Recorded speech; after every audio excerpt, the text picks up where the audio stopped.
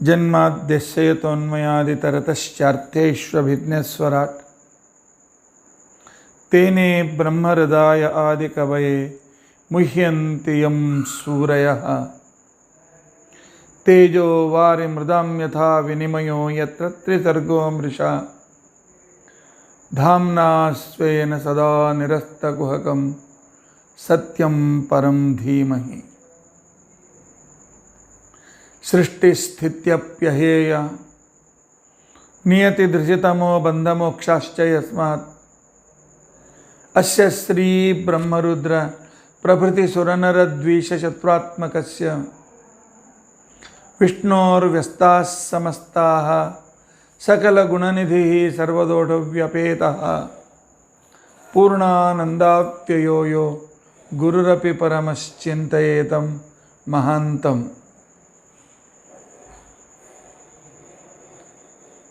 धर्मप्रोज्झितकैतवोऽत्र परमः निर्मत्सराणां सतां वेद्यं वास्तवं वस्तु शिवदं तापत्रयोन्मूलनं श्रीमद्भागवते महामुनिकृते किं वा परैः ईश्वरः सद्यो हृद्यवरुध्यतेऽत्र कृतिभिः शुश्रूषुभिस्तत्क्षणात्।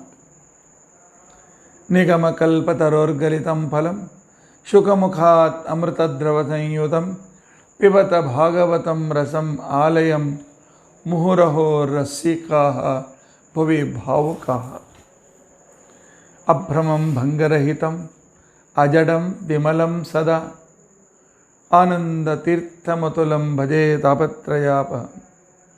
भवति यदनुभावादेडमूकोऽपि वाग्मी जडमतिरपि जन्तुर्जायते प्राज्ञमौलिः सकलवचनचेतो देवता भारती सा मम वचसि निधत्तां सन्निधिं मानसे च।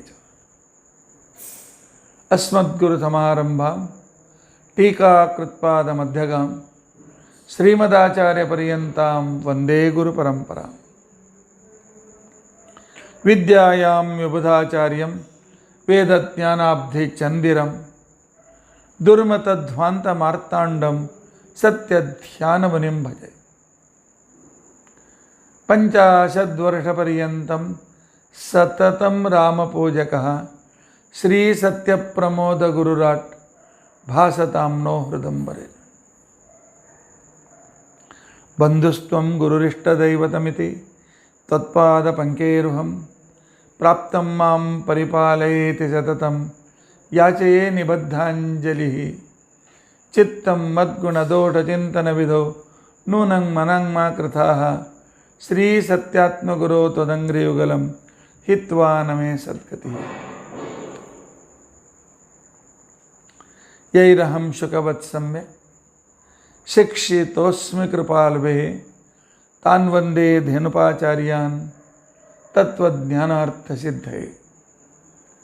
श्रीगुरुभ्यो नमः। हरिः ओम् हरिः ओम् हरिः ओम्। स्वस्तिस्तु अषेढसन्मङ्गलानि सन्तु। श्लोकैकश्रवणपठनमात्रेण वक्तुश्च श्रोतॄणां निखिलकलिकृतकल्मषापनोदनपुटुतरे धर्माद्यखिलपुरुषार्थसाधनीभूते अद्य श्रीमद्भागवते द्वितीयस्कन्धान्तरकथा प्रारम्भे सति किञ्चित् पूर्वकथानुवादः। हरिः ओम् हरिः ओम् हरिः ओम्। ನಿನ್ನೆ ದಿನ ನಾವು ಚತುಶ್ಲೋಕಿ ಭಾಗವತ ಅದರಲ್ಲಿ ಪರಮಾತ್ಮ ತನ್ನ ವೈಶಿಷ್ಟ್ಯಗಳನ್ನು ತಿಳಿಸುವಾಗ ಆ ವೈಶಿಷ್ಟ್ಯಗಳು ಶ್ರೀಕೃಷ್ಣನಲ್ಲಿ ಹೇಗಿವೆ ಅನ್ನೋದನ್ನು ನಾವು ಶ್ರೀಕೃಷ್ಣನ ಚರಿತ್ರ ಚಿಂತನೆಯನ್ನು ಚತುಶ್ಲೋಕಿ ಭಾಗವತದಲ್ಲಿ ಮಾಡಲು ಪ್ರಯತ್ನಿಸಿದ್ದೇವೆ. ಮೊದಲನೇ ಶ್ಲೋಕದಲ್ಲಿ ಪರಮಾತ್ಮ ಹೇಳ್ತಾನೆ, ಭೂತ ಭವಿಷ್ಯತ್ ವರ್ತಮಾನ ಕಾಲದಲ್ಲಿಯೂ ಸರ್ವದಾ ನಾನೇ ಸ್ವತಂತ್ರನಿದ್ದೇನೆ.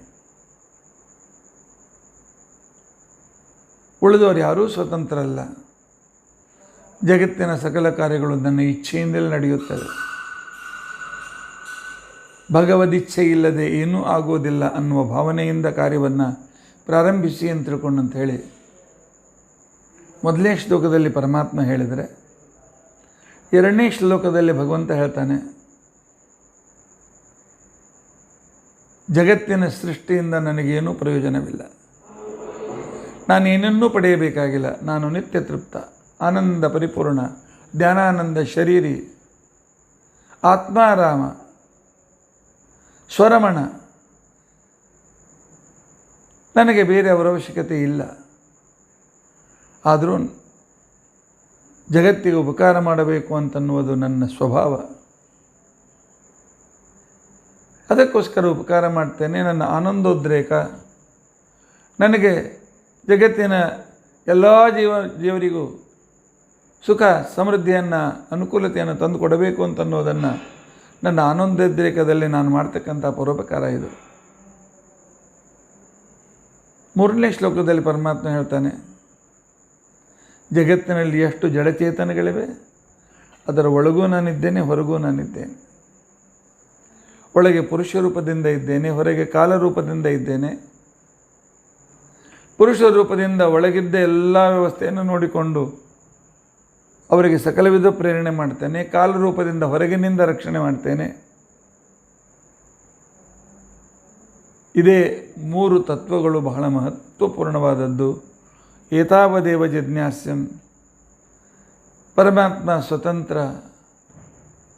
ಪ್ರಯೋಜನವಿಲ್ಲದೇ ಇದ್ದರೂ ನಮ್ಮ ಉಪಕಾರಕ್ಕೋಸ್ಕರ ಸೃಷ್ಟಿ ಮಾಡ್ತಾನೆ. ಸರ್ವತ್ರದಲ್ಲಿ ವ್ಯಾಪ್ತ, ಪ್ರತಿ ಕ್ಷಣದಲ್ಲೂ ನಮ್ಮನ್ನು ನೋಡ್ತಾ ಇದ್ದಾನೆ ಅನ್ನುವ ಅನುಸಂಧಾನ ಬ್ರಹ್ಮ ನಿನಗೆ ಸೃಷ್ಟಿಕಾಲದಲ್ಲಿಯೂ ಇರಲಿ, ಮುಂದೆ ಬರ್ತಕ್ಕಂಥ ಎಲ್ಲ ಸದ್ಭಕ್ತರು ಏನೇ ಕಾರ್ಯ ಮಾಡಿದರೂ ಈ ಮೂರು ವಿಚಾರಗಳನ್ನು ತಪ್ಪದೇ ಅನುಸಂಧಾನ ಮಾಡಿರಿ ಅಂತ ತಿಳ್ಕೊಂಡಂತೇಳಿ ಹೇಳಿ ನಂತರ ನಾರದನಿಗೆ ಬ್ರಹ್ಮದೇವರು ಹೇಳ್ತಾರೆ, ಏತನ್ಮತಂ ಮಮಾತಿಷ್ಠ ಪರಮೇಣ ಸಮಾಧಿನ,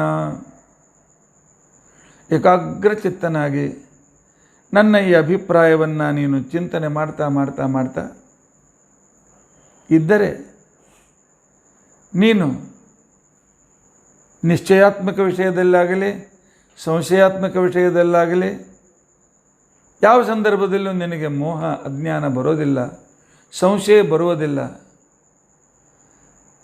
ಆದ್ದರಿಂದಾಗಿ ನೀನು ನಿಶ್ಚಿತವಾದ ತತ್ವಜ್ಞಾನವನ್ನು ಪಡೆದು ಪರಮಾತ್ಮನಿಗೆ ಈ ಮಾತನ್ನು ಬ್ರಹ್ಮದೇವರು ನಾರದರಿಗೆಲ್ಲ ಬ್ರಹ್ಮದೇವರಿಗೆ ಪರಮಾತ್ಮ ಹೇಳ್ತಾ ಇದ್ದಾನೆ. ಇದನ್ನೇ ನೀನು ಇಟ್ಟುಕೊಂಡು ಏಕಾಗ್ರಚಿತ್ತನಾಗಿ ನನ್ನ ಈ ಸ್ವಾತಂತ್ರ್ಯವನ್ನು, ನನ್ನ ಈ ಪರಮೋಪಕಾರವಾಗಿರ್ತಕ್ಕಂತಹ ಗುಣವನ್ನು ಹಾಗೂ ಎಲ್ಲ ಕಡೆಯಲ್ಲೂ ನಾನು ಇದ್ದೇನೆ ಅಂತ ತಿಳ್ಕೊಂಡಂತನ್ನುವ ವಿಚಾರವನ್ನು ಏಕಾಗ್ರಚಿತ್ತನಾಗಿ ಚಿಂತನೆ ಮಾಡ್ತಾ ಇರು. ನಿನಗೆ ಸಂಶಯ ಬರುವುದಿಲ್ಲ. ಸೃಷ್ಟಿ ಸಂದರ್ಭದಲ್ಲಿಯೂ ಕೂಡ ನಿನಗೆ ಯಾವುದೇ ರೀತಿಯಾಗಿರ್ತಕ್ಕಂಥ ಅನಾನುಕೂಲ ಆಗೋದಿಲ್ಲ ಅಂತ ಹೇಳಿ ಭಗವಂತ ಇಷ್ಟು ನನಗೆ ಉಪದೇಶ ಮಾಡಿ ನಾರದ ಪರಮಾತ್ಮ ಅಂತರ್ಹಿತನಾಗಿದ್ದಾನೆ.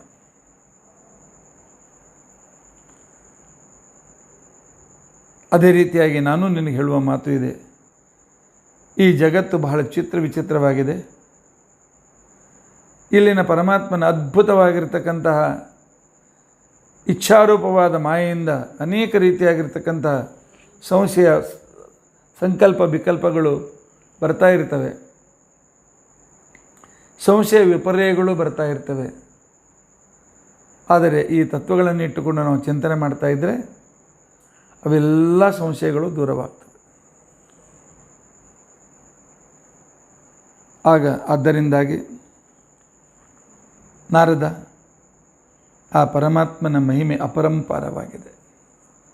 ಸಮುದ್ರವು ಕೂಡ ಅದರ ಎದುರಿಗೆ ಬಹಳ ಕಡಿಮೆ ಬೀಳ್ತದೆ. ಜಗತ್ತಿನಲ್ಲಿ ಎಷ್ಟು ಧೂಳಿಕಣ ಇವೆ ಅಂತ ತಿಳ್ಕೊಂಡಂತೇಳಿ ಅತಿ ಪ್ರಯತ್ನಪಟ್ಟು ಎಣಿಸಬಹುದು. ಆದರೆ ಭಗವಂತನ ಗುಣಗಳನ್ನು ಯಾರೂ ಎಣಿಸ್ಲಿಕ್ಕಾಗೋದಿಲ್ಲ. ಸ್ವತಃ ಮಹಾಲಕ್ಷ್ಮಿಯೇ ಈ ಮಾತನ್ನು ಹೇಳ್ತಾಳೆ.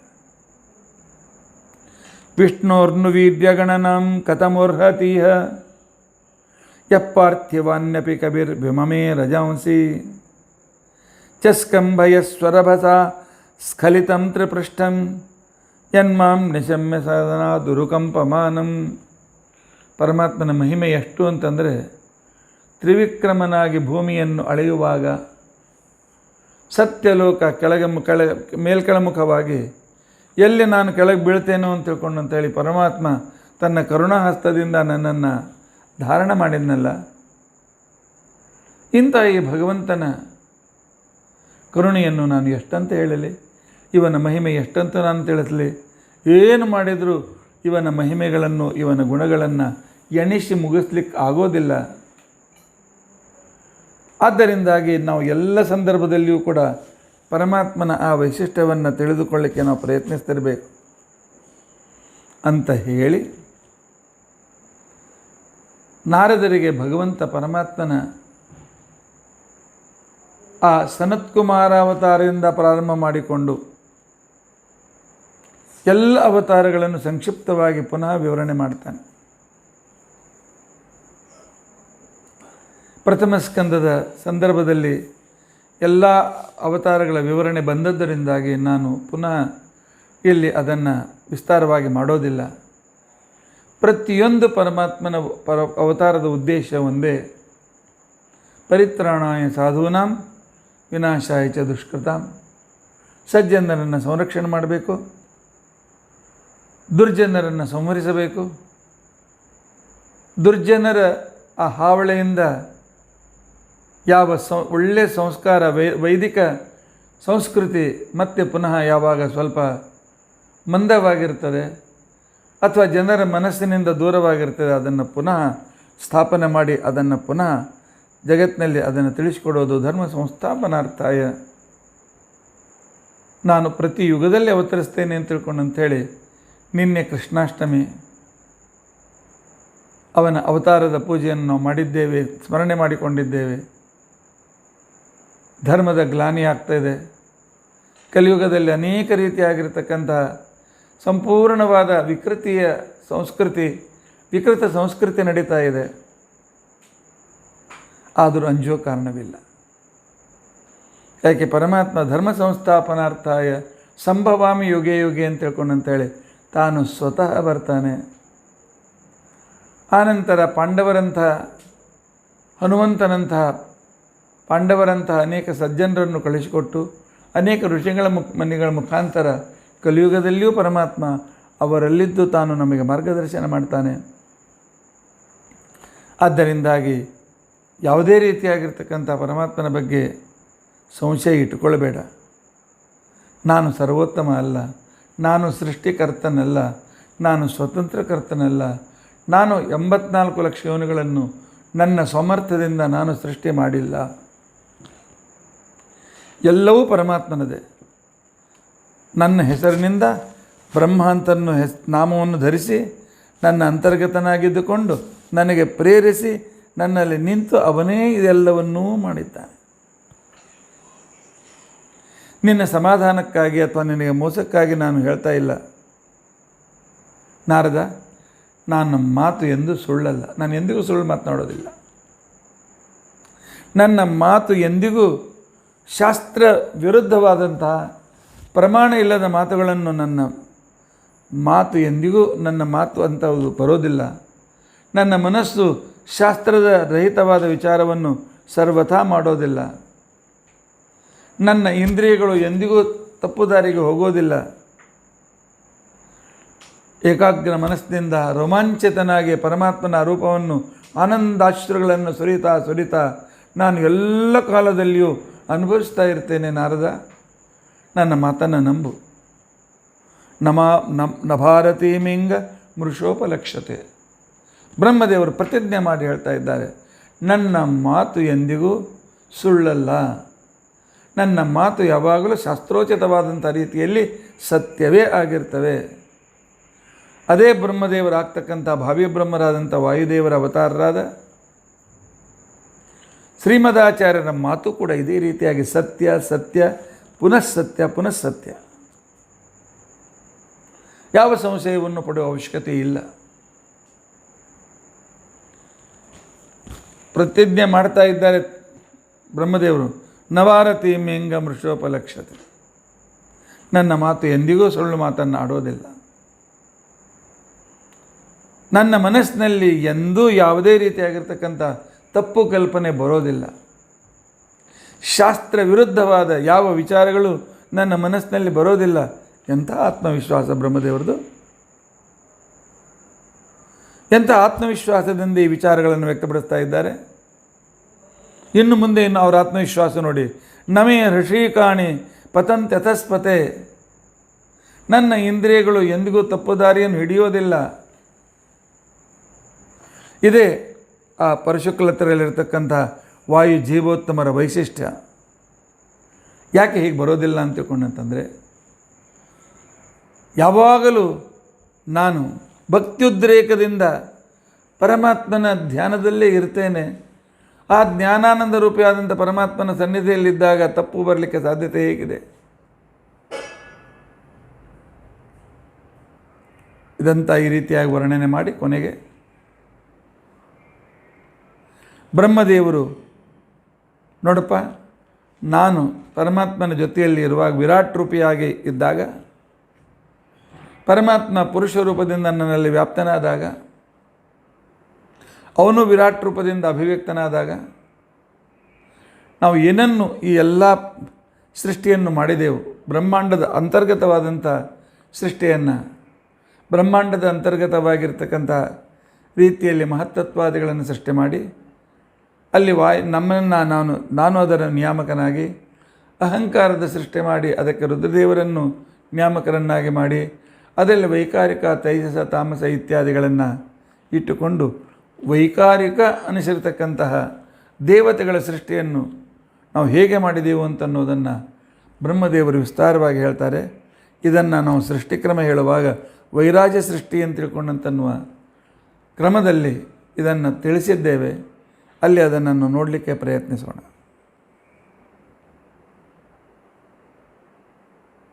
ಈ ರೀತಿಯಾಗಿ ಹೇಳಿ ನಾರದ, ನಾನು ಪರಮಾತ್ಮನ ಏನು ನನಗೆ 3 ಗುಣಗಳನ್ನು ಉಪದೇಶ ಮಾಡಿದ್ದಾನೆ, ಅದರ ವಿಶೇಷವಾಗಿರ್ತಕ್ಕಂಥ ರೀತಿಯಲ್ಲಿ ಗುಣೋಪಸಂಹಾರ ಕ್ರಿಯಾೋಪಸಂಹಾರ ಸಹಿತವಾಗಿ ಅದರ ಚಿಂತನೆ ಮಾಡಬೇಕಾಗಿದೆ. ನಾನು ಧ್ಯಾನಮಗ್ನಾಗ್ತೀನಿ ಅಂತ ತಿಳ್ಕೊಂಡಂತ ಹೇಳಿ ಬ್ರಹ್ಮದೇವರು ಆ ಕಮಲದಲ್ಲಿಯೇ ಧ್ಯಾನಮಗ್ನರಾಗಿದ್ದಾರೆ. ನಮ್ಮ ಅಪ್ಪ ಧ್ಯಾನಮಗ್ನಾಗಿದ್ದಾನೆ ಅಂತ ತಿಳಿದುಕೊಂಡು ನಂದೇನು ಕೆಲಸ ಇದೆ ಅಂತ ತಿಳ್ಕೊಂಡಂತೆ ನಾರದರು ಹೊರಟೋಗಲಿಲ್ಲ. ಧ್ಯಾನಾವಸ್ಥೆಯಲ್ಲಿ ಎಷ್ಟು ವರ್ಷಾನುಗಟ್ಟಲೆ ಬ್ರಹ್ಮದೇವರಿದ್ದರು. ಆಗ ನಾರದರು ವಿಶೇಷವಾಗಿ ಸೇವೆಯನ್ನು ಮಾಡ್ತಾ ಇದ್ದಾರೆ. ಈ ಸಂದರ್ಭದಲ್ಲಿ ಭಾಗವತ್ಕಾರೊಂದು ಮಹತ್ವಪೂರ್ಣ ಮಾತನ್ನು ಹೇಳ್ತಾರೆ. ತಂ ನಾರದ ಪ್ರಿಯತಮಃ ರಿಕ್ತಾ ದಾನಾಂ ಅನುವ್ರತಃ. ಎಲ್ಲ ಮಕ್ಕಳು ತಂದೆಯ ಆಸ್ತಿಯಲ್ಲಿ ಪಾಲನ್ನು ಬೇಡ್ತಾರೆ. ಆದರೆ ಆ ಆಸ್ತಿಯನ್ನು ತೆಗೆದುಕೊಳ್ಳುವ ಅಧಿಕಾರ ಬೇಕಾಗಿದ್ದರೆ, ಆಸ್ತಿಯನ್ನು ತೆಗೆದುಕೊಳ್ಳುವ ಅದರ ದೋಷ ತಟಬರಾಗಿದ್ದರೆ ಅಷ್ಟೇ ತಂದೆಯ ಸೇವೆಯನ್ನು ಕೂಡ ಮಾಡೋದು ಅನಿವಾರ್ಯ. ಇದನ್ನು ಜಗತ್ತಿಗೆ ತಿಳಿಸಿಕೊಡೋದಕ್ಕೋಸ್ಕರ ತಂದೆಯಿಂದ ನಾವು ತೆಗೆದುಕೊಳ್ಳುವ ದುಡ್ಡು ಮಹತ್ವದ್ದಲ್ಲ, ತಂದೆಯ ಸೇವೆಯನ್ನು ಮಾಡಿ ಆ ತಂದೆಯಿಂದ ಏನು ಜ್ಞಾನ ಪಡಿತೇವೆ ಇದೇ ದೊಡ್ಡ ಎಲ್ಲ ಕಾಲದಲ್ಲಿಯೂ ಉಪಯೋಗಕ್ಕೆ ಬೀಳ್ತಕ್ಕಂಥ ಆಸ್ತಿ. ಮಕ್ಕಳು ಕೇಳ್ತಾರಪ್ಪ, ನನಗೋಸ್ಕರ ಏನು ಮಾಡಿದ್ದಿ ಅಂತ ತಿಳ್ಕೊಂಡಂತೆ. ಈ ಲೌಕಿಕ ಸಂಪತ್ತಿ ಎಷ್ಟು ದಿವಸ ಇದ್ದೀತು? ಅದರಲ್ಲಿ ಇಂದಿನ ಮಕ್ಕಳ ಕೈಯಲ್ಲಿ ಯಾವಾಗಲೂ ಭೋಗಪ್ರಧಾನರಾಗಿರ್ತಕ್ಕಂಥ ಮಕ್ಕಳು. ಆ ಸಾಮಾನು ಬೇಕು, ಈ ಸಾಮಾನು ಬೇಕು, ಇದು ಇದ್ದರೆ ಆಗ್ತದೆ, ಇಲ್ಲದೇ ಇದ್ದರೆ ಆಗೋದಿಲ್ಲ. ಆ ರೀತಿಯಾಗಿರ್ತಕ್ಕಂಥ ಒಂದು ಹೈಫೈ ಸಂಸ್ಕೃತಿಯಲ್ಲಿ ನಾವು ಅವರನ್ನು ಬೆಳೆಸಿರ್ತೇವೆ. ತಪ್ಪು ನಮ್ಮದು. ಅಂಥ ಮಕ್ಕಳ ಇಚ್ಛೆಯನ್ನು ಎಷ್ಟು ಪೂರೈಸಲಿಕ್ಕೆ ಆಗ್ತದೆ? ಅಪ್ಪ ಇಟ್ಟ ದುಡ್ಡು ಎಷ್ಟು ದಿವಸ ಬರ್ತದೆ? ಆದರೆ ಅಪ್ಪನಿಂದ ಪಡೆಯಬೇಕಾಗಿರ್ತಕ್ಕಂತಹ ಆಸ್ತಿ ಅಂತ ತಿಳ್ಕೊಂಡಂತಂದರೆ ಜ್ಞಾನ, ತಂದೆ ಪಡೆದ ಜ್ಞಾನ, ತಂದೆಯಲ್ಲಿರ್ತಕ್ಕಂಥ ಅನುಭವದ ಜ್ಞಾನ, ತಂದೆ ತಾನು ಹಿರಿಯರಿಂದ ಪಡೆದಿರತಕ್ಕಂಥ ಏನು ಒಂದು ಪರಂಪರಾಗತವಾಗಿರ್ತಕ್ಕಂಥ ಜ್ಞಾನದ ಸ್ರೋತಸ್ಸು ಇದೆಯಲ್ಲ, ಈ ಜ್ಞಾನದ ಸ್ರೋತಸ್ಸನ್ನು ಪಡೆಯುವುದೇ ಇದು ತಂದೆಯ ಆಸ್ತಿಯನ್ನು ಪಡೆಯುವಿಕೆ. ರಿಕ್ತಾದಾನಾಂ ಅನುವ್ರತಃ. ಈ ಜ್ಞಾನವನ್ನು ಪಡೆಯುವುದಕ್ಕೋಸ್ಕರ ನಾರದರು ಸತತವಾಗಿ ತಮ್ಮ ತಂದೆಯಾಗಿರ್ತಕ್ಕಂಥ ಬ್ರಹ್ಮದೇವರಿಗೆ ಶೀಲೇನ ಸಚ್ಚರಿತ್ರನಾಗಿ ಸೇವೆ ಮಾಡ್ತಾ ಇದ್ದಾನೆ. ಚರಿತ್ರಹೀನನಾದಂಥ ವ್ಯಕ್ತಿ ತಂದೆಯ ಸೇವೆ ಏನು ಮಾಡಿಯಾನು? ತನ್ನ ಶೀಲದಿಂದ ಸಚ್ಚಾರಿತ್ರದಿಂದ ನಾರದರ ಜೀವನದಲ್ಲಿ ಶೀಲಕ್ಕೆ ಯಾವುದಾದ್ರೂ ಒಂದು ಕಲಂಕ ಬರತಕ್ಕಂಥ ಒಂದು ಸಣ್ಣ ಚುಕ್ಕೆಯು ಅವರ ಚರಿತ್ರೆ ಅಂತನ್ನೋ ಪಟದಲ್ಲಿ ಇಲ್ಲ. ತಪ್ಪು ಕಾರ್ಯ, ಪಾಪದ ಕಾರ್ಯ ಅಂತಕ್ಕಂಥ ಚುಕ್ಕೆ ಸರ್ವತಾ ಇಲ್ಲ. ಅಂಥ ಅದ್ಭುತವಾದಂಥ ಚರಿತ್ರೆಯಿಂದ ಸಹಿತರಾಗಿ ಪ್ರಶ್ರಯಣ, ಒಳ್ಳೆ ಆಧಾರದಿಂದ ನನ್ನ ಅಪ್ಪ ಧ್ಯಾನದಲ್ಲಿ ಕೂತಿದ್ದಾನೆ, ಏನು ನೋಡೋದಿಲ್ಲ ಬಿಡೋದಿಲ್ಲ ಅಂತ ತಿಳ್ಕೊಂಡಂತೇಳಿ ಏನೋ ಕಾಟಾಚಾರಕ್ಕಾಗಿ ಸೇವೆ ಮಾಡಲಿಲ್ಲ, ಮನಸ್ಸು ಕೊಟ್ಟು ಸೇವೆ ಮಾಡಿದ್ದಾರೆ. ಏಕಾಗ್ರ ಚಿತ್ತರಾಗಿ ಆಧಾರದಿಂದ ಮಾಡಿದ್ದಾರೆ. ಇಂದ್ರಿಯಗಳನ್ನು ನಿಗ್ರಹದಲ್ಲಿಟ್ಟುಕೊಂಡು ಈ ಭಗವಂತನಿಂದ ನನಗೆ ಜ್ಞಾನ ಬೇಕು. ನಾವು ಇದನ್ನು ಅರ್ಥ ಮಾಡಿಕೊಳ್ಬೇಕಲ್ವೇ? ನಮ್ಮ ತಂದೆ ನಮಗಿಂತ ಲೌಕಿಕವಾಗಿ ಕಡಿಮೆ ಕಲಿತಿರ್ಬೋದು, ಈಗ ಹಾಗಿರೋದಿಲ್ಲ. ನಮ್ಮ ಜನ್ರೇಷನ್ ವೇಳೆ ಇತ್ತು. ಆದರೆ ನಮ್ಮ ಹಿರಿಯರು ಅಂಥವ್ರು ಕಡಿಮೆ ಓದಿದ್ದಿಲ್ಲ, ನಮಗಿಂತ ಹೆಚ್ಚು ಓದಿದ್ರು.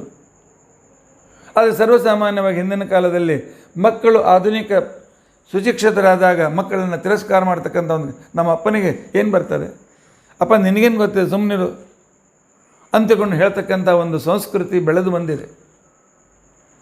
MA BA MSc BE ME ಇವು ಹೊಟ್ಟೆ ತುಂಬಿಸುವ ವಿದ್ಯೆಯನ್ನು ಕೊಡುತ್ತದೆ, ಜೀವನದ ವಿದ್ಯೆ ಕೊಡೋದಿಲ್ಲ. ಜೀವನದ ವಿದ್ಯೆ ಕೊಡ್ತಕ್ಕಂಥವ್ರು ನಮ್ಮ ತಂದೆ ತಾಯಿಗಳೇ. ಅವರು ಶಾಲೆಯಲ್ಲಿ ಕಲಿತೇ ಇದ್ದರೂ ಕೂಡ ಅನುಭವದ ಶಾಲೆಯಲ್ಲಿ ಏನು ಕಲಿತಿದ್ದಾರಲ್ಲ, ಸಂದರ್ಭ ಬಂದಾಗ, ಸಂಕಟ ಬಂದಾಗ, ಸಮಸ್ಯೆಗಳು ಬಂದಾಗ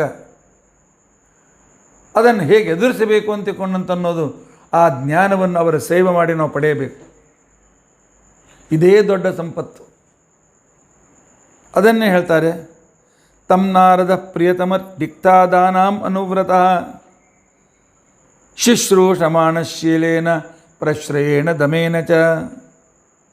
ಯಾಕೆ ಅಂತ ತಿಳ್ಕೊಂಡಂತಂದರೆ, ಜಗತ್ತಿನಲ್ಲಿ ಪರಮಾತ್ಮ ಎಷ್ಟು ವಿಚಿತ್ರವಾದ ಈ ಸೃಷ್ಟಿಯನ್ನು ಮಾಡಿದ್ದಾನಲ್ಲ, ಬಹುಚಿತ್ರ ಜಗತ್ ಬಹುಧಾಕರಣಾತ್ ಅಂತ ತಿಳ್ಕೊಂಡಂತೇಳಿ ಈ ಏನು ಸೃಷ್ಟಿಯನ್ನು ಪರಮಾತ್ಮ ಮಾಡಿದ್ದಾನಲ್ಲ, ಈ ಪರಮಾತ್ಮನ ಸೃಷ್ಟಿಯಲ್ಲಿ ಅಷ್ಟೇ ಮೋಹಕವಾಗಿರ್ತಕ್ಕಂಥ ವಸ್ತುಗಳು, ಸಂದರ್ಭಗಳು ಇವೆ. ನಮ್ಮನ್ನು ಪರೀಕ್ಷಿಸುವುದಕ್ಕೋಸ್ಕರ ಪರಮಾತ್ಮ ಇಟ್ಟಿದ್ದಾನೆ. ಆದ್ದರಿಂದಾಗಿ ಆ ಪರಮಾತ್ಮನ ಮಾಯೆಯನ್ನು, ಅಂದರೆ ಪರಮಾತ್ಮ ಮೋಹಕವಾದ ಜಗತ್ತಿನಲ್ಲಿ ಏನನ್ನು ಇಟ್ಟಿದ್ದಾನೆ, ಯಾವುದರಿಂದ ನಾವು ದೂರ ಸರಿದು ಅಂತರ್ಮದಲ್ಲಿ ಹೃದಯ ಮಂದಿರದಲ್ಲಿರ್ತಕ್ಕಂಥ ಭಗವಂತನ ಕಡೆಗೆ ನಮ್ಮ ಇಂದ್ರಿಯಗಳನ್ನು ಅಂತರ್ಮುಖಿಯನ್ನು ಹೇಗೆ ಮಾಡಬೇಕು ಅಂತನ್ನೋದನ್ನು ತಿಳಿದುಕೊಳ್ಳುವುದಕ್ಕೋಸ್ಕರ ವಿವಿಧಿಷು ಮಾಯೇಶಸ್ಯ ಮಹಾಮುನಿ. ಇದನ್ನು ಚೆನ್ನಾಗಿ ತಿಳಿದುಕೊಂಡವರು ಮಹಾಲಕ್ಷ್ಮೀ ದೇವಿ, ಬ್ರಹ್ಮ ಸರಸ್ವತಿ, ವಾಯುಭಾರತೀಯರು ಭಗವಂತನ ಹೃದಯವನ್ನು ಚೆನ್ನಾಗಿ ಅರ್ಥ ಮಾಡಿಕೊಂಡವರು. ಆದ್ದರಿಂದಾಗಿ ತನ್ನ ತಂದೆಯಿಂದ ಈ ಒಂದು ವಿಶೇಷವಾದಂಥ ಜ್ಞಾನವನ್ನು ಪಡೆಯುವುದಕ್ಕೋಸ್ಕರ ಮಹಾಭಾಗವತೋ ರಾಜನ್ ಪಿತರಂ ಪರ್ಯತೋಷಯತ. ಮೊದಲನೇ ಅತ್ಯಂತ ಮಹಾಭಗವದ್ಭಕ್ತ ನಾರದರು ಇನ್ನೂ ಬ್ರಹ್ಮದೇವರನ್ನು ಸಂತೋಷಪಡಿಸಿ ಇನ್ನೂ ಹೆಚ್ಚಿನ ಜ್ಞಾನಕ್ಕೋಸ್ಕರ ಅವರ ಸೇವೆಯನ್ನು ಮಾಡ್ತಾ ಇದ್ದಾರೆ. ಇದೇ ನಮ್ಮ ಸಂಸ್ಕೃತಿ. ಹಿರಿಯರಿಂದ ಕಲಿಯಬೇಕು, ತಿರಸ್ಕಾರ ಮಾಡಬಾರ್ದು. ಏನೋ 4 ದುಡ್ಡು ಅಪ್ಪನಿಗಿಂತ ಹೆಚ್ಚು ಗಳಿಸಿದ್ದೇನೆ ಅಂತ ತಿಳ್ಕೊಂಡು ಅಂತೇಳಿ ತಲೆ ಮೇಲೆ ಕೂಡ್ಲಿಕ್ಕಾಗ್ತದೆ? ಅಲ್ಲಿದ್ದ ಭಗವಂತನ ಅಪಮಾನವಲ್ಲವೇ? ಅದಕ್ಕೋಸ್ಕರ ಹೇಳಿದ್ರು, ಮಾತೃದೇವೋ ಭವ ಪಿತೃದೇವೋ ಭವ. ಅದಕ್ಕೋಸ್ಕರವೇ ಆಚಾರ್ಯರು ತಾತ್ಪರ್ಯದಲ್ಲಿ ಹೇಳ್ತಾರೆ, ಮುಖ್ಯತೋ ವಿಷ್ಣು ಮಾಹಾತ್ಮ್ಯಂ ಮಾಯಾ ಶಬ್ದೋದಿತಂ ಭವೇತ್. ಭಗವಂತನ ಮಾಯೆಯ ರಹಸ್ಯವನ್ನು ತಿಳಿದುಕೊಳ್ಳಬೇಕು ಅಂತೇಳಿ ನಾರದರು ಏನು ಸೇವೆ ಮಾಡಿದರು ಅಂತಂತೇವಲ್ಲ, ಮಾಯಾ ಅಂತ ಕೃಷ್ಣನ ಜಾದು ಅಲ್ಲ, ಭಗವಂತನ ಮಾಡ್ತಕ್ಕಂಥ ಮಿಥ್ಯಾ ಜಾದು ಅಲ್ಲ. ಅದು ಹೇಳ್ತಾರೆ, ಅವನ ಮಹಾತ್ಮೆಯ ರಹಸ್ಯ, ಅವನ ಮಹಿಮೆಗಳ ರಹಸ್ಯ, ಅದನ್ನು ತಿಳಿದುಕೊಳ್ಳಬೇಕು ಅಂತ ತಿಳ್ಕೊಂಡಂಥೇಳಿ ನಾರದರು ಅವನ ವಿಶೇಷವಾದಂಥ ಸೇವೆಯನ್ನು ಮಾಡಿದ್ದಾರೆ. ಯಾಕೆಂದರೆ ಪರಮಾತ್ಮ ಜ್ಞಾನಗಮ್ಯನಾಗಿದ್ದಾನೆ, ಪ್ರಮುಖವಾದ ವೇದ್ಯನಾಗಿದ್ದಾನೆ. ಅವನಿಂದ ತಿಳಿದುಕೊಳ್ಳೋದು ಬೇಕಾದಷ್ಟಿದೆ. ಅದನ್ನು ತಿಳಿದಕ್ಕೋಸ್ಕರ ಆ ಕಾಲದಲ್ಲಿ ಸಂಪೂರ್ಣವಾಗಿರ್ತಕ್ಕಂಥ 10 ಲಕ್ಷಣಗಳಿಂದ ಕೂಡಿದ ಭಾಗವತವನ್ನು ತನ್ನ ಮಗನಿಗೆ ಉಪದೇಶ ಮಾಡಿದ್ದಾರೆ. 10 ಲಕ್ಷಣಗಳಿಂದ ಕೂಡಿದ ಭಾಗವತ. 10 ಲಕ್ಷಣ ಅಂದರೆ ಏನರ್ಥ? ಅದಕ್ಕೆ ಭಾಗವತ್ಕಾರ ಹೇಳ್ತಾರೆ, ಶುಕಾಚಾರ್ಯ ಹೇಳ್ತಾ ಇದ್ದಾರೆ, ಪುರಾಣ ಅಂತ ಅಂದಾಕ್ಷಣಕ್ಕೇನೆ ಅದೊಂದು ವಿಶ್ವಕೋಶ ಅಂತೇಳಿ ತಿಳಿದುಕೊಳ್ಳಿ. ವೇದವ್ಯಾಸರು 18 ವಿಶ್ವಕೋಶಗಳನ್ನು ಎನ್ಸೈಕ್ಲೋಪೀಡಿಯಾನ ನಮಗೆ ಕೊಟ್ಟಿದ್ದಾರೆ. ಅದರಲ್ಲಿ ಪ್ರಮುಖವಾಗಿರ್ತಕ್ಕಂಥ ವಿಶ್ವಕೋಶ ಭಾಗವತ. ವಿಶ್ವಕೋಶದಲ್ಲಿ ಏನಿರ್ತದೆ, ಎನ್ಸೈಕ್ಲೋಪೀಡಿಯಲ್ಲಿ ಏನಿರ್ತದೆ, ಜಗತ್ತಿನಲ್ಲಿ ಏನೇನೇನೇನು ಅದ್ಭುತಗಳಿವೆ, ಜಗತ್ತಿನಲ್ಲಿ ಏನೇನು ಸಂಶೋಧನೆಗಳಾಗಿವೆ, ಜಗತ್ತಿನಲ್ಲಿ ಯಾರು ದೊಡ್ಡ ದೊಡ್ಡ ಕಾರ್ಯಗಳನ್ನು ಮಾಡಿದ್ದಾರೆ, ಜಗತ್ತಿನಲ್ಲಿ ಯಾವ ದೇಶದಲ್ಲಿ ಏನು ನಡೆದಿದೆ, ಜಗತ್ತಿನಲ್ಲಿ ಯಾವುದೇ ರೀತಿಯಾಗಿರ್ತಕ್ಕಂಥ ಇನ್ವೆನ್ಷನ್ ಏನಿದೆ, ಇವೇ ವಿಚಾರಗಳು ಎನ್ಸೈಕ್ಲೋಪೀಡಿಯಲ್ಲಿರ್ತವೆ. ಅದನ್ನೇ ತಿಳಿಸೋದಕ್ಕೋಸ್ಕರ ಪುರಾಣ ಹೊರಟಿರ್ತದೆ. ನಮ್ಮ ದುರ್ದೈವ, ನಾವು ಪಾಪಿಗಳು. ಆದ್ದರಿಂದಾಗಿ ಸ್ವಾತಂತ್ರ್ಯ ಸಿಕ್ಕು 70 ವರ್ಷಗಳಾದರೂ 18th ಸೆಂಚರಿಯಲ್ಲಿ 1858-59ನಿಂದ ಲಾರ್ಡ್ ಮೆಕಾಲೆ ಏನು ಒಂದು ಎಜುಕೇಷನ್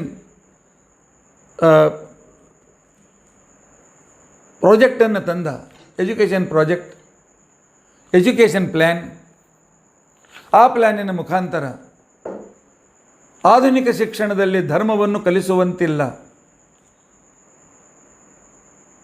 ಬ್ರಿಟಿಷರು ಮಾಡಿದ ಮೊದಲೇ ಕೆಲಸ ಅಂತ ತಿಳ್ಕೊಂಡಂತಂದರೆ ಮನೆ ಮನೆಗಳಲ್ಲಿ ನಡೆಯುತ್ತಿರುವ ಗುರುಕುಲಗಳನ್ನು ಬಂದ್ ಮಾಡಿದರು. ಆ ಇತಿಹಾಸ ನಾವು ತಿಳಿದುಕೊಂಡಿಲ್ಲ. ಆಗ ಮನೆ ಮನೆಗಳಲ್ಲಿ ಪ್ರತಿಯೊಂದು ಮನೆಯಲ್ಲಿ ಪ್ರತಿಯೊಬ್ಬ ವಿದ್ವಾಂಸರು ಶಾಸ್ತ್ರ ಕಲಿತಿದ್ದರು. ತಮ್ಮ ಮನೆಯಲ್ಲಿ ಮಕ್ಕಳನ್ನು ಇಟ್ಟುಕೊಂಡು ಶಿಕ್ಷೆ ಕೊಡ್ತಿದ್ದರು. ಅದಕ್ಕೆ ರಾಜರು ಅವರಿಗೆ ಹೊಲಗಳನ್ನು ಕೊಟ್ಟಿದ್ದರು. ಹೊಲಗಳಿಂದ ಬಂದ ಸಂಪತ್ತಿಯಿಂದ ತಮ್ಮ ಉಪಜೀವನದ ಜೊತೆಯಲ್ಲಿ ಅನೇಕ ವಿದ್ಯಾರ್ಥಿಗಳಿಗೆ ಊಟಕ್ಕೆ ಹಾಕಿ ಕಲಿಸ್ತಾ ಇದ್ದರು. ಮನೆಗಳು ವಿಶ್ವವಿದ್ಯಾಲಯಗಳಾಗಿದ್ದವು. ಇದನ್ನು ಮೊದಲು ಬಂದು ಮಾಡಿದವರು ಬ್ರಿಟಿಷರು.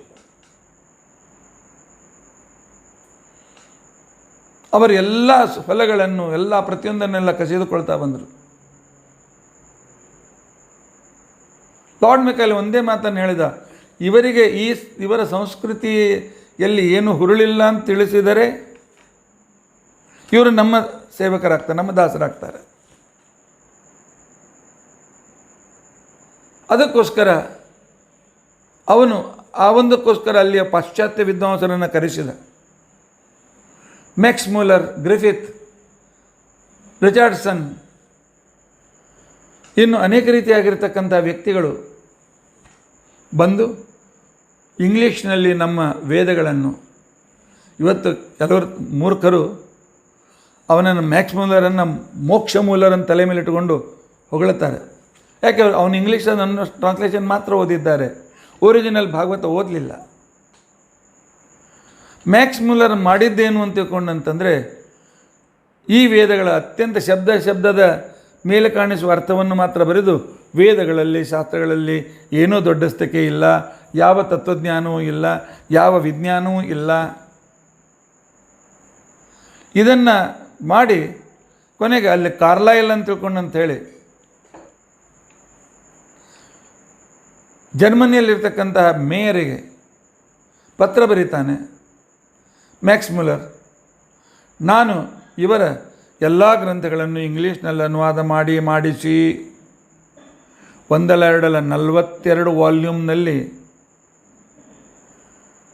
ಇಂಡಿಯನ್ ಓರಿಯೆಂಟಲ್ ಸೀರೀಸ್ ಅಂತ ತಿಳ್ಕೊಂಡಂಥೇಳಿ ಆಕ್ಸ್ಫರ್ಡ್ ಯೂನಿವರ್ಸಿಟಿಯಿಂದ ಪ್ರಿಂಟ್ ಆಗಿರ್ತಕ್ಕಂಥ 42 ವಾಲ್ಯೂಮ್ನಲ್ಲಿ ನಮ್ಮ ವೇದಗಳು, ಉಪನಿಷತ್ತುಗಳು, ಬ್ರಹ್ಮಸೂತ್ರ, ಭಾರತ, ರಾಮಾಯಣ ಇತ್ಯಾದಿ ಎಲ್ಲ ಅನುವಾದ ಸಿಗ್ತದೆ. ಆದರೆ ಎಲ್ಲೋ ವಿಕೃತ ಅನುವಾದ. ಅದನ್ನು ಮಾಡಿ ಅವನಿಗೆ ಕಾರ್ಲೈಲ್ಗೆ ಲೆಟರ್ ಬರೀತಾನೆ. ನಾನು ಭಾರತೀಯರಲ್ಲಿ ಅವರಲ್ಲಿ ಏನು ಅನೇಕ ಸಾವಿರ ವರ್ಷಗಳಿಂದ ಅವರ ಸಂಸ್ಕೃತಿಯ ಒಂದು ಅದ್ಭುತವಾಗಿರ್ತಕ್ಕಂಥ ವಿಚಾರ ಸರಣಿ, ಆ ವಿಶ್ವಾಸ, ಆ ಒಂದು ಸರಿಯಾಗಿರ್ತಕ್ಕಂಥ ಮಾರ್ಗದರ್ಶನ, ಏನೊಂದು ಅವರು ದೇವರಲ್ಲಿರ್ತಕ್ಕಂಥ ವಿಶ್ವಾಸ ತತ್ವಜ್ಞಾನ ಇತ್ತು, ಅದನ್ನು ನಾನು ಬೇರು ಸಹಿತ ಕಿತ್ತಿ ಹಾಕಿದ್ದೇನೆ. ಅಪ್ ರೂಟ್ ಅದನ್ನು ನಾನು ಕಿತ್ತಿ ಹಾಕಿದ್ದೇನೆ. ಇದು ಅವನ ಲೆಟರ್ನಲ್ಲಿರ್ತಕ್ಕಂಥ ಮಾತು. ಅವನ ಹೆಂಡತಿ ನಂತರ ಲೆಟರ್ಸ್ ಆಫ್ ಮ್ಯಾಕ್ಸ್ ಮುಲ್ಲರ್ ಅಂತ ತಿಳ್ಕೊಂಡು ಹೇಳಿ ಪ್ರಿಂಟ್ ಮಾಡಿದ್ದಾಳೆ. 3 ವಾಲ್ಯೂಮ್ನಲ್ಲಿದೆ ಲೆಟರ್ಸ್ ಆಫ್ ಮ್ಯಾಕ್ಸ್ ಮುಲ್ಲರ್ಸ್ ಅಂತ ತಿಳ್ಕೊಂಡು ಹೇಳಿ. ಅದರಲ್ಲಿ ಒಂದು ಲೆಟರ್ ಈ ರೀತಿ ಆಗಿದೆ, ಇನ್ನೂ ಅನೇಕ ಲೆಟರ್ಗಳಿವೆ. ಹೇಳ್ತಾನೆ ಎಲ್ಲ ಇವರ ಸಂಸ್ಕೃತಿಯ ಮೂಲ ವಿಶ್ವಾಸವನ್ನೇ ಕಿತ್ತಿ ಹಾಕಿದ್ದೇನೆ ಅಂತ ತಿಳ್ಕೊಂಡಂತೆ. ಈಗ ಕ್ರಿಶ್ಚಿಯಾನಿಟಿಯನ್ನು ಬೆಳೆಸೋದಕ್ಕೋಸ್ಕರ ಇದು ಸ್ವರ್ಣಾವಸಾರ, ಸ್ವರ್ಣಕಾಲ. ಈಗ ನೀವು ಬ್ರಿಟಿಷರು ನಾವು ಎಲ್ಲರೂ ಬಂದು ಇಲ್ಲಿ ಕ್ರಿಶ್ಚಿಯಾನಿಟಿಯನ್ನು ಬೆಳೆಸದೇ ಇದ್ದರೆ ಇನ್ನೊಮ್ಮೆ ಈ ಅವಕಾಶ ಸಿಕ್ಕೋದಿಲ್ಲ. ಆ ಅವಕಾಶವನ್ನು ಆಂಗ್ಲರು, ಪಾಶ್ಚಿಮಾತ್ಯರು ಅದನ್ನು ತಪ್ಪಿಸಿಕೊಳ್ಳಿಲ್ಲ. ನಮ್ಮ ಹಿಂದೂಸ್ತಾನವನ್ನು ಸಂಪೂರ್ಣವಾಗಿ ವೈಚಾರಿಕವಾಗಿ ಕ್ರಿಶ್ಚಿಯಾನಿಟಿಯಲ್ಲಿ ಮುಳುಗಿಸಿಬಿಟ್ರು. ನಮ್ಮಲ್ಲಿರ್ತಕ್ಕಂಥ ಬುದ್ಧಿವಂತರು ಭಾಗವತ, ಮಹಾಭಾರತ, ಉಪನಿಷತ್ತು, ವೇದಗಳನ್ನು ಓದೋದನ್ನು ಬಿಟ್ಟುಬಿಟ್ರು. ಅವರಿಗೆ ಇಂಗ್ಲೀಷ್ ಕಾವ್ಯಕಾರರೇ ಅದ್ಭುತವಾಗಿರ್ತಕ್ಕಂಥ ಲೇಖಕರು. ಅವರ ದೃಷ್ಟಿಯಲ್ಲಿ ಮ್ಯಾಕ್ಸ್ ಮುಲ್ಲರ್ ಇಂಥವರೇ ದೊಡ್ಡ ವ್ಯಕ್ತಿಗಳು. ಅವರ ದೃಷ್ಟಿಯಲ್ಲಿ ನೀತ್ಸೆ ಮೊದಲಾಗಿರ್ತಕ್ಕಂಥ ಕವಿಗಳು ಅತ್ಯಂತ ಶ್ರೇಷ್ಠರು, ವೇದವ್ಯಾಸರಲ್ಲ. ಅವರ ದೃಷ್ಟಿಯಲ್ಲಿ ಬರ್ನಾರ್ಡ್ ಶಾ, ಆನಂತರ ಶೇಕ್ಸ್ಪಿಯರ್, ಆನಂತರ ಬರ್ಟ್ರಾಂಡ್ ರಸೆಲ್, ಇವರೇ ಅವರ ಹೀರೋಗಳಾದರು. ಅವರ ಪರಿಶ್ರಮವನ್ನು ನಾನು ಅಲ್ಲೆಗಳೆಯೋದಿಲ್ಲ. ಅವರೆಲ್ಲರೂ ಮಹಾ ಒಳ್ಳೆಯ ಉತ್ತಮ ಲೇಖಕರು, ಆದರೆ ದಿಕ್ಕು ತಪ್ಪಿದ ಲೇಖಕರು. ಕಾಂಟನಂತಹ ಅದ್ಭುತ ತಾರ್ಕಿಕ ಜಗತ್ತಿನಲ್ಲಿ ಸಿಗೋದು ಭಾಳ ಅಪರೂಪ. ಆದರೆ ಕಾಂಟನೂ ಕೂಡ ದಿಕ್ಕು ತಪ್ಪಿದ ವ್ಯಕ್ತಿ, ಕೇವಲ ತರ್ಕದ ಹಿಂದೆ ಹೋಗಿ ಕೊನೆಗೆ ಕಾಂಟ್ ಹೇಳ್ತಾನೆ, ಭಾರತೀಯರು ದೇವರನ್ನು ನಂಬಿದ್ದಾರೆ, ದೇವರು ಇಲ್ಲ ಅಂತ ಹೇಳೋದು ಕಠಿಣ, ದೇವರು ಇದ್ದಾನೆ ಅಂತ ಅನ್ನೋದು ಹೇಳೋದು ನಮಗೆ ಕಠಿಣ. ಯಾಕೆ? ತರ್ಕದಿಂದ ಅವನನ್ನು ತಿಳಿಲಿಕ್ಕೆ ಆಗೋದಿಲ್ಲ. ಈ ಮಾತನ್ನು ಕಾಂಟ್ ಹೇಳುವ ಅವಶ್ಯಕತೆ ಇರಲಿಲ್ಲ. ಈ ಮಾತನ್ನು ನೈಷಾ ತರ್ಕೇಣ ಮತಿರಾಪನೇಯ ಅಪನೇಯ ಯಮದೇವರೇ ಮೊದಲು ಹೇಳಿದ್ದಾರೆ ನಚಿಕೇತನಿಗೆ ಉಪದೇಶ ಮಾಡುವಾಗ. ಆದರೆ ಇವತ್ತಿಗೂ ನಮ್ಮ ಯುವಕರು ಓದುವುದು ಇಂಗ್ಲೀಷ್ ಮೆನ್ನವರು ಬರೆದಿರ್ತಕ್ಕಂಥ ನಾವೆಲ್ಸ್ಗಳನ್ನು, ಅವರು ಬರೆದಿರ್ತಕ್ಕಂಥ ಕಾಮಿಕ್ಸ್ಗಳನ್ನೇ ಓದಿ ಅದೇ ನಮ್ಮ ಸಂಸ್ಕೃತಿ ಅಂತೇಳಿ ತಿಳಿದುಕೊಂಡಿದ್ದಾರೆ. ಇವತ್ತಿನ ಗ್ರ್ಯಾಜುಯೇಟ್, ಡಬಲ್ ಗ್ರ್ಯಾಜುಯೇಟ್ ಆಗಿರ್ತಕ್ಕಂಥ ವ್ಯಕ್ತಿಗಳು, ನನಗಿನ್ನೂ ನೆನಪಿದೆ, ನಾವು ವಿದ್ಯಾರ್ಥಿಗಳಿದ್ದಾಗ ಎಷ್ಟೇ ಶಾಸ್ತ್ರ ಓದಿದರೂ ಆ ವಿದ್ವಾಂಸರನ್ನು ಕೇಳುವವರಿಲ್ಲ. ಅದರೇನು 4 ಶಬ್ದ ಇಂಗ್ಲೀಷ್ನಲ್ಲಿ ಮಾತನಾಡಿ ಏನಾದರೂ ಒಂದು ಸ್ವಲ್ಪ ಹೇಳಿದ್ರೆ ಅವನು ಭಾಳ ದೊಡ್ಡ ವಿದ್ವಾಂಸ, ಅವನಿಗೆ ಬಹಳ ಇಂಪಾರ್ಟೆಂಟ್. ನಮಗೂ ಆವಾಗ ಹುಚ್ಚಿತ್ತು, ಇಂಗ್ಲೀಷ್ನಲ್ಲಿ ಶಬ್ದಗಳನ್ನು ಹೇಳಿದ ಜನರು ಆಕರ್ಷಿತರಾಗ್ತಾರೆ ಅಂತ ತಿಳ್ಕೊಂಡಿದ್ರು. ಕಾಲ ಆಗಿತ್ತು. ಏನು ಇದೆ ಇಂಗ್ಲೀಷ್ನಲ್ಲಿ, ಜಗತ್ತಿನಲ್ಲಿ ಅದ್ಭುತವಾಗಿರ್ತಕ್ಕಂಥ ಸಾಹಿತ್ಯ ಇದೆ, ಆದರೆ ಸರಿಯಾದ ತತ್ವಜ್ಞಾನ ಇಲ್ಲ. ಸರಿಯಾದ ತತ್ವಜ್ಞಾನ ಇದೆ ಭಾಗವತದಲ್ಲಿ, 18 ಪುರಾಣಗಳಲ್ಲಿ, ವೇದಗಳಲ್ಲಿ, ಉಪನಿಷತ್ತುಗಳಲ್ಲಿ, ಆಚಾರ್ಯರ ಗ್ರಂಥಗಳಲ್ಲಿ, ಟೀಕಾಕೃತ್ಪಾದರು, ರಾಯರು, ವ್ಯಾಸರಾಜರು, ರಾಯರು, ರಘುತ್ತಮರು ಮೊದಲಾಗಿರ್ತಕ್ಕಂಥವರ ಗ್ರಂಥದಲ್ಲಿ ತುಂಬಿ ತುಂಬಿ ತುಂಬಿ ತತ್ವಜ್ಞಾನ ತುಳುಕ್ತಾ ಇದೆ. ಯಾವುದು? ಇಹದಲ್ಲಿಯೂ ಸುಖದಾಯಕ, ಪರದಲ್ಲಿಯೂ ಸುಖದಾಯಕ. ಆದರೆ ನಮ್ಮ ದುರ್ದೈವ, ನಂತರ ನಮ್ಮ ದೇಶ ಸ್ವಾತಂತ್ರ್ಯವಾದ ಮೇಲೆ ಕೂಡ ಈ 70 ವರ್ಷಗಳವರೆಗೆ ಸಂಸ್ಕೃತವನ್ನು ಡೆಡ್ ಲ್ಯಾಂಗ್ವೇಜ್ ಅಂತ ತಿಳ್ಕೊಂಡಂತೇಳಿ ಮೂಲೆ ಗುಂಪಾಗೆ ಮಾಡಿ ಅದನ್ನು ಓದದಂತೆ ಮಾಡಿ, ಉಪಜೀವನಕ್ಕೆ ಉಪಯೋಗ ಬೀಳೋದಿಲ್ಲ ಅಂತೇಳಿ ಯಾರೂ ಅದನ್ನು ಓದದೆ ನಮ್ಮ ಸಂಪೂರ್ಣವಾಗಿರ್ತಕ್ಕಂತಹ ಅದ್ಭುತವಾಗಿರ್ತಕ್ಕಂಥ ಲೈಬ್ರರಿಗಳು ಖಾಲಿ ಬಿದ್ದಿವೆ. ಆ ಪುಸ್ತಕಗಳು ಹುಳ ಹತ್ತಿ ಹೋಗಿವೆ. ಅವುಗಳನ್ನು ಎಷ್ಟೋ ಜನ ಬ್ರಿಟಿಷರು ಅವರಿವರು ಸುಟ್ಟು ಹಾಕಿದ್ದಾರೆ. ನಾಲಂದಾ ವಿಶ್ವವಿದ್ಯಾಲಯದ ಲೈಬ್ರರಿಗೆ ಬೆಂಕಿ ಹಚ್ಚಿದರೆ 2 ವರ್ಷ ಬೆಂಕಿ ಹರಿದಿಲ್ಲಂತೆ, ಅಷ್ಟು ಪುಸ್ತಕಗಳನ್ನು ಸುಟ್ಟು ಹಾಕಿದ್ದಾರೆ. ಝಾನ್ಸಿಯಲ್ಲಿರ್ತಕ್ಕಂಥದ್ದನ್ನು ಲೈಬ್ರರಿಗೆ ಬೆಂಕಿ ಹತ್ತಿದ್ರೆ 6 ತಿಂಗಳು ಉರಿತಾ ಇತ್ತಂತೆ. ಅದು ಎಷ್ಟು ತತ್ವಜ್ಞಾನ ಹಾಳಾಗಿದೆ. ಆದರೆ ಇದ್ದ ತತ್ವಜ್ಞಾನವನ್ನು ಓದ್ತಾ ಇದ್ದೇವೆ. 18 ಪುರಾಣಗಳ ಹೆಸರು ಎಷ್ಟು ಜನರಿಗೆ ಗೊತ್ತಿದೆ. ನಾನು ಯಾರನ್ನು ನಿಂದೆ ಟೀಕೆ ಮಾಡ್ತಾ ಇಲ್ಲ. ನಮ್ಮದನ್ನು ನಾವು ಬಿಟ್ಟು, ನಮ್ಮ ತಾಯಿಯನ್ನು ಬಿಟ್ಟು ಇನ್ನೊಬ್ಬರನ್ನು, ಯಾವುದೋ ದಾದಿಯನ್ನು ತಾಯಿ ಅಂತವ್ರು ಹಿಂದೆ ಹೋಗ್ತಾ ಇದ್ದೇವೆ. ನಮ್ಮ ತಂದೆ ತಾಯಿಗಳಿಗೆ ಒದ್ದು ಕಳಿಸಿದ್ದೇವೆ. ಎಂಥ ದುರ್ದೈವ ನಮ್ಮದು. ಪುರಾಣಗಳನ್ನು ಮೈಥಾಲಜಿ ಅಂತ ಅದಕ್ಕೆ ಒಂದು ಶಿರೋನಾಮೆ ಕೊಟ್ಟು ಕಾಲ್ಪನಿಕವಾದ ಕಥೆಗಳ, ಅದ್ಭುತವಾದಂಥ ಕಥೆಗಳ, ಅಲ್ಲಿ ಅವೆಲ್ಲ ಟೇಲ್ಸ್ಗಳಿವೆ ಅಲ್ಲ, ಆ ರೀತಿಯಾಗಿರ್ತಕ್ಕಂಥದ್ದನ್ನು ಅದಕ್ಕೆ ಸೇರಿಸ್ಬಿಟ್ರು. ಇಲ್ಲ, ಪ್ರತಿಯೊಂದು ಪುರಾಣ ಒಂದು ವಿಶ್ವಕೋಶ. ಅದರ ಬಗ್ಗೆ ಎಷ್ಟು ವಿಮರ್ಶೆ ಮಾಡೇನು. ಇಲ್ಲಿ ಪರಮಾತ್ಮ ಬ್ರಹ್ಮದೇವರು ಶುಕಾಚಾರ್ಯ ಹೇಳ್ತಾ ಇದ್ದಾರೆ, ಪುರಾಣದಲ್ಲಿ 10 ವಿಷಯಗಳು ಇರ್ತದೆ, ಅರ್ಥ ಮಾಡಿಕೊಳ್ಳೋಣ. 10 ವಿಷಯಗಳನ್ನು ಚೆನ್ನಾಗಿ ಅಭ್ಯಾಸ ಮಾಡಿಸುವುದೇ ಪುರಾಣದ ಉದ್ದೇಶ. ಮೊದಲನೇದು ಪುರಾಣದ ಮೊದಲನೇ ಲೆಸನ್, ಮೊದಲನೇ 2 ಲೆಸನ್ಗಳು ಜಗತ್ತಿನ ವೈಚಿತ್ರ್ಯ, ಜಗತ್ತಿನ ಸೃಷ್ಟಿ ವೈಚಿತ್ರ್ಯ. ತತ್ರ ಸರ್ಗ, ಮೊದಲನೇ ಪಾಠದಲ್ಲಿ ನೀವು ಈಗಾಗಲೇ ವಿಸ್ತಾರವಾಗಿ ಕೇಳಿದ್ದೀರಿ, ಅದಕ್ಕೋಸ್ಕರ ನಿಮ್ಮ ತಲೆಯಲ್ಲಿ ಇನ್ನೂ ಇದೆ. ಯಾವಾಗ ಪರಮಾತ್ಮ ತಾನು ವಾಸುದೇವನ್ ಸಂಕರ್ಷಣ ಪ್ರದ್ಯುಮ್ನ ಅನಿರುದ್ಧ ರೂಪ ತೆಗೆದುಕೊಂಡು ಮಾಯಾ ಜಯ ಕೃತಿ ಶಾಂತಿ ಅಂತ ತಿಳ್ಕೊಂಡು ಅಂಥೇಳಿ ಮಹಾಲಕ್ಷ್ಮೀ ದೇವಿಗೆ ಅವತಾರದ ಅವಕಾಶವನ್ನು ಕೊಟ್ಟು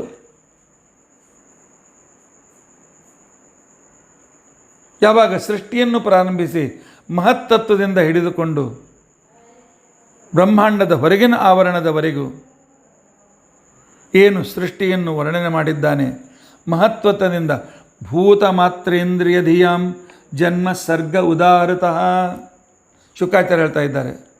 ಮಹತ್ವದಿಂದ ಪ್ರಾರಂಭ ಮಾಡಿಕೊಂಡು ಭಗವಂತ ಸುವರ್ಣಾಂಡವನ್ನು ಸೃಷ್ಟಿ ಮಾಡುವವರೆಗೂ ಇರತಕ್ಕಂತಹ ಏನು ಆ ನವಾವರಣಗಳ ಸೃಷ್ಟಿ ಇದೆ, ತತ್ವಗಳ ಚೇತನರ ಸೃಷ್ಟಿ, ತತ್ವಗಳ ಸೃಷ್ಟಿ ಅಂತ ತಿಳ್ಕೊಂಡಂತೇನಿದೆ, ಇದಕ್ಕೆ ಸರ್ಗ ಅಂತ ಕರೀತಾರೆ. ಇದನ್ನು ಪ್ರತಿಯೊಂದು ಪುರಾಣವೂ ಕೂಡ ಅನೇಕ ಮುಖದಿಂದ ಅನೇಕ ರೀತಿಯಿಂದ ನಮಗೆ ತಿಳಿಸಿ ಹೇಳ್ತಾರೆ. ಇದು ಮೊದಲನೇ ಪಾಠವಾಗಿದ್ದರೆ, ಎರಡನೇ ಪಾಠ ವಿಸರ್ಗ. ಬ್ರಹ್ಮಣೋ ಗುಣವೈಷಮ್ಯಾತ್ ವಿಸರ್ಗ ಪೌರುಷ ಸ್ಮೃತಃ ಅಂತ ತಿಳ್ಕೊಂಡಂತೇಳಿ ಶುಕಾಚಾರ್ಯರ ಮಾತು.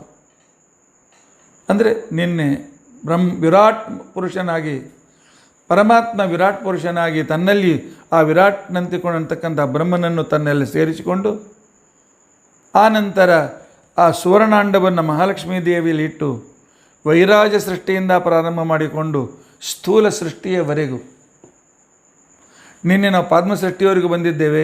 ಇನ್ನು ಶ್ವೇತವರಾಹ ಕಲ್ಪದ ಸೃಷ್ಟಿಯನ್ನು ನಾವು ಕಲಿತುಕೊಳ್ಳಬೇಕಾಗಿದೆ. ಅದನ್ನು ಮುಂದೆ ತೃತೀಯ ಸ್ಕಂದದಲ್ಲಿ ಬಂದಾಗ ಅದನ್ನು ನೋಡಿಕೊಳ್ಳೋಣ. ಅಲ್ಲಿವರೆಗೂ ಇರತಕ್ಕಂಥ ಸೃಷ್ಟಿಯ ಕ್ರಮ, ಜಗತ್ತಿನಲ್ಲಿ ಯಾವ ತತ್ವಜ್ಞಾನದಲ್ಲಿ ಸೃಷ್ಟಿ ಕ್ರಮ ಇದೆ ಹೇಳಿ? ಯಾವ ಧರ್ಮಗ್ರಂಥದಲ್ಲಿದೆ? ಯಾವ ಧರ್ಮಗ್ರಂಥದಲ್ಲಿ ಇಷ್ಟು ಆ್ಯಕ್ಯುರೇಟಾಗಿ ಇದು ಈ ತತ್ವ, ಇದು ಈ ತತ್ವ, ಇದರ ಸ್ವಭಾವ ಇದು, ಈ ಸ್ವಭಾವದಲ್ಲಿರ್ತಕ್ಕಂಥ ಭಗವಂತನೇ ವೈಶಿಷ್ಟ್ಯ. ಎಷ್ಟು ಜನರು ಬ್ರಹ್ಮದೇವರು 3-4 ಸಲ ಬ್ರಹ್ಮದೇವರು, ವಾಯುದೇವರು, ತತ್ವದೇವತೆಗಳೆಲ್ಲ ಹುಟ್ಟಿ ಹುಟ್ಟಿ ಹುಟ್ಟಿ ಬರ್ತಾರೆ. ಒಂದು ಜನ್ಮದಲ್ಲ, ಅನೇಕ ಜನ್ಮದ ಸಾಧನೆ. ಅದರ ವಿವರಣೆ ಪುರಾಣದ 2ನೇ ಪಾಠದಲ್ಲಿ ಇರ್ತದೆ. ಪುರಾಣದ 3ನೇ ಪಾಠದಲ್ಲಿ ಸ್ಥಾನಂ ಸ್ಥಿತಿ ವೈಕುಂಠ ವಿಜಯ. ಭಗವಂತ ನಿನ್ನೆ ಚತುಶ್ಲೋಕಿಯಲ್ಲಿ ಹೇಳಿದಂತೆ, ನನಗೆ ಯಾವುದೇ ರೀತಿಯಾಗಿರ್ತಕ್ಕಂಥ ಸ್ವಾರ್ಥವಿಲ್ಲ. ಋತೇರ್ಥಂ ಯತ್ ಪ್ರತೀಯೇತ ನ ಪ್ರತೀಯೇತ ಚಾತ್ಮನೆ. ನಿಸ್ವಾರ್ಥನಾಗಿ ನಾನು ಕೇವಲ ಭಗವದ್ಭಕ್ತರ ಮೇಲೆ, ಎಲ್ಲ ಸಜ್ಜನರು ಉದ್ಧತರಾಗಲಿ ಅಂತ ತಿಳ್ಕೊಂಡಂತೇಳಿ. ಹಾಗಾದ್ರೆ ದುರ್ಜನರು ಉದ್ಧತರಾಗಲಿ ಇಲ್ಲ. ದುರ್ಜನರಿಗೆ ಹೊಟ್ಟೆ ಕೊಡ್ತಾನೆ ಪರಮಾತ್ಮ. ದುರ್ಜನರ ಮನೆಯ ಮೇಲೆಯೂ ಕೂಡ ಮಳೆ ಬೀಳ್ತದೆ. ದುರ್ಜನರ ಮನೆಯಲ್ಲಿಯೂ ಸೂರ್ಯನ ಪ್ರಕಾಶ ಬೀಳ್ತದೆ. ದುರ್ಜನರ ಹೊಲದಲ್ಲಿಯೂ ಬೆಳೆ ಬೆಳೀತದೆ. ಆದರೆ ಅವರಿಗೆ ಹಿತ ಆಗೋದಿಲ್ಲ. ಭಗವಂತನನ್ನು ಮರೆತಿರ್ತಕ್ಕಂಥ ಕೃತಜ್ಞರಿಗೆ ಹಿತ ಆಗ್ತದೆ? ಆಗೋದಿಲ್ಲ. ಅದಕ್ಕೋಸ್ಕರ ಭಾಗವತದಲ್ಲಿ ಪುನಃ ಪುನಃ ಸಜ್ಜನರು ಭಗವದ್ಭಕ್ತರು, ಸಜ್ಜನರು ಅಂತ ತಿಳ್ಕೊಂಡು ತನ್ನ ಮಾತನ್ನು ಹೇಳ್ತಾ ಇದ್ದಾರೆ. ಸಜ್ಜನರು ಅಂದರೆ ಭಗವದ್ಭಕ್ತರು. ಭಗವದ್ಭಕ್ತರಿಗೆ ತಾನು ಹಿತ ಆಗೋದಕ್ಕೋಸ್ಕರ ಪರಮಾತ್ಮ ತಾನು ಹೇಗೆ ದುಷ್ಟರ ನಿಗ್ರಹವನ್ನು ಮಾಡಿ ಸಜ್ಜನರ ಸಂರಕ್ಷಣೆ ಮಾಡ್ತಾನೆ. ಭಗವಂತನ ಅನುಗ್ರಹದ ವಿವರಣೆಗಳು, ಭಗವಂತ ಯಾಕೆ ಅವತಾರ ತೆಗೆದುಕೊಳ್ತಾನೆ, ಅವತಾರ ತೆಗೆದುಕೊಂಡು ಮುಂದೆ ಎಲ್ಲ ಅವತಾರಗಳ ವಿವರಣೆ ಬರಲಿಕ್ಕಿದೆ. ಪರಿತ್ರಾಣಾಯ ಸಾಧೂನಾಂ ವಿನಾಶಾಯ ಚ ದುಷ್ಕೃತಾಂ. ನಿನ್ನೆ ನಾವು ಅದೇ ರೀತಿಯಾಗಿರ್ತಕ್ಕಂಥ ರೀತಿಯಲ್ಲಿ ಅರ್ಘ್ಯ ಬೇರೆ ಕೊಟ್ಟಿದ್ದೇವೆ. ಭಗವಂತ ಜಾತಃ ಕಂಸವದಾರ್ಥಾಯ ಭೂಭಾರೋತ್ತಾರಣಾಯ ಚ ಕೌರವಾಣಾಂ ವಿನಾಶಾಯ ಪಾಂಡವಾನಾಂ ಹಿತಾರ್ಥಾಯ ಧರ್ಮ ಸಂಸ್ಥಾಪನಾರ್ಥಾಯ ಕೌರವಾಣಾಂ ವಿನಾಶಾಯ ಧರ್ಮ ಸಂಸ್ಥಾಪನಾಯ ಚ ಪಾಂಡವಾನಾಂ ಹಿತಾರ್ಥಾಯ ಸಜ್ಜನ ಸಂರಕ್ಷಣಾರ್ಥಾಯ ಅರ್ಘ್ಯಂ ದದಾಮಿ ಅಂತ ತಿಳ್ಕೊಂಡಂತೆ ನಿನ್ನೆ ನಾವು ಅರ್ಘ್ಯ ಕೊಟ್ಟಿದ್ದೇವಲ್ಲ. ಇದಕ್ಕೇನೆ ಸ್ಥಾನ ಸ್ಥಾನ ಅಂತ ತಿಳ್ಕೊಂಡಂತಾರೆ. ಪರಮಾತ್ಮ ಸೃಷ್ಟಿ ಮಾಡಿ ಅನಾಥರಂತೆ ಎಸೆದು ಹೋಗೋದಿಲ್ಲ. ಪರಮಾತ್ಮ ನಮ್ಮನ್ನು ತಿಪ್ಪೆಯ ಬದಿಯಲ್ಲಿ ಮಲಸಿ ಹೋಗೋದಿಲ್ಲ. ಪರಮಾತ್ಮ ನಮ್ಮನ್ನು ಕೆಲ ಫುಟ್ಪಾತ್ನಲ್ಲಿ ಬಿಟ್ಟು ಹೋಗೋದಿಲ್ಲ. ಪರಮಾತ್ಮ ತಾನು ಅವತಾರ ತೆಗೆದುಕೊಂಡು ತಾಯಿಯಾಗಿ ನಮ್ಮನ್ನು ಎಲ್ಲ ರೀತಿಯಿಂದಲೂ ಸಂರಕ್ಷಣೆ ಮಾಡ್ತಾನೆ. ಅದನ್ನು ಹೇಗೆ ಮಾಡ್ತಾನೆ ಅಂತೇಳಿ ಪರಮಾತ್ಮನ ಅವತಾರಗಳ ವೈಶಿಷ್ಟ್ಯ, ಅವತಾರಗಳ ಉದ್ದೇಶ, ಅವತಾರಗಳ ಸಂದೇಶ, ಅವತಾರಗಳ ಮಾರ್ಗದರ್ಶನ, ಅವತಾರಗಳ ಪರಮಾತ್ಮನ ಅನುಗ್ರಹದ ಆ ಒಂದು ಅದ್ಭುತವಾಗಿರ್ತಕ್ಕಂಥ ಪ್ರವಾಹ, ಇದರ ವರ್ಣನೆ ಪುರಾಣದ ಮೂರನೇ ಭಾಗ. ಪುರಾಣದ 4ನೇ ಲೆಸನ್ ಅಂತಿಕೊಂಡಂತಂದರೆ ಪೋಷಣಂ ತದನುಗ್ರಹ. ಭಗವಂತ ನಮ್ಮ ಪೋಷಣೆಯನ್ನು ಮಾಡ್ತಾನೆ. ಭಗವಂತ ನಮ್ಮನ್ನು ತಾಯಿ ಹೊಟ್ಟೆಯಲ್ಲಿ ಇಟ್ಟಾಗ ಅಲ್ಲಿ ಬೇಕಾದ್ರೆ ಸಾಯಿ ಅಂತ ಬಿಟ್ಟು ಹೋಗೋದಿಲ್ಲ. ತಾನು ಸ್ವತಃ ಅಲ್ಲೇ ನಿಂತುಕೊಂಡು ತಾಯಿಯ ಹೊಕ್ಕಳ ಬಳ್ಳಿಯಿಂದ ನಮಗೆ ಬರಬೇಕಾಗಿರ್ತಕ್ಕಂಥ ಅದೆಲ್ಲವನ್ನೂ ನಮ್ಮ ಶರೀರಕ್ಕೆ ಆ ಶಕ್ತಿಯನ್ನು ಕೊಟ್ಟು, ಎಲ್ಲ ಅವಯವಗಳನ್ನು ಕೊಟ್ಟು, ಅಲ್ಲಲ್ಲಿ ಆ ತತ್ವಾಭಿಮಾನ ದೇವತೆಗಳನ್ನಿಟ್ಟು ಆ ರೀತಿಯಾಗಿರ್ತಕ್ಕಂಥ ಗರ್ಭದಲ್ಲಿ ಸಂರಕ್ಷಣೆ ಮಾಡಿದ ಪರಮಾತ್ಮ ಈ ಹೊರಗಿನ ಈ ಬ್ರಹ್ಮಾಂಡ ಗರ್ಭದಲ್ಲಿಯೂ ನಮ್ಮನ್ನು ಸಂರಕ್ಷಣೆ ಮಾಡ್ತಾನೆ. ಆದ್ದರಿಂದಾಗಿ ಪರಮಾತ್ಮ ನಮ್ಮ ಇಚ್ಛೆಗಳನ್ನು ಪೂರ್ಣ ಮಾಡೋದಕ್ಕೋಸ್ಕರ, ಶಾಸ್ತ್ರಾನುಸಾರವಾದ ಇಚ್ಛೆಗಳನ್ನು ಪೂರ್ಣ ಮಾಡೋದಕ್ಕೋಸ್ಕರ, ನಮ್ಮ ಇಚ್ಛೆ ಶಾಸ್ತ್ರ ಬಿಟ್ಟು ಇದ್ದರೆ ಪರಮಾತ್ಮ ಪೂರ್ಣ ಮಾಡೋದಿಲ್ಲ.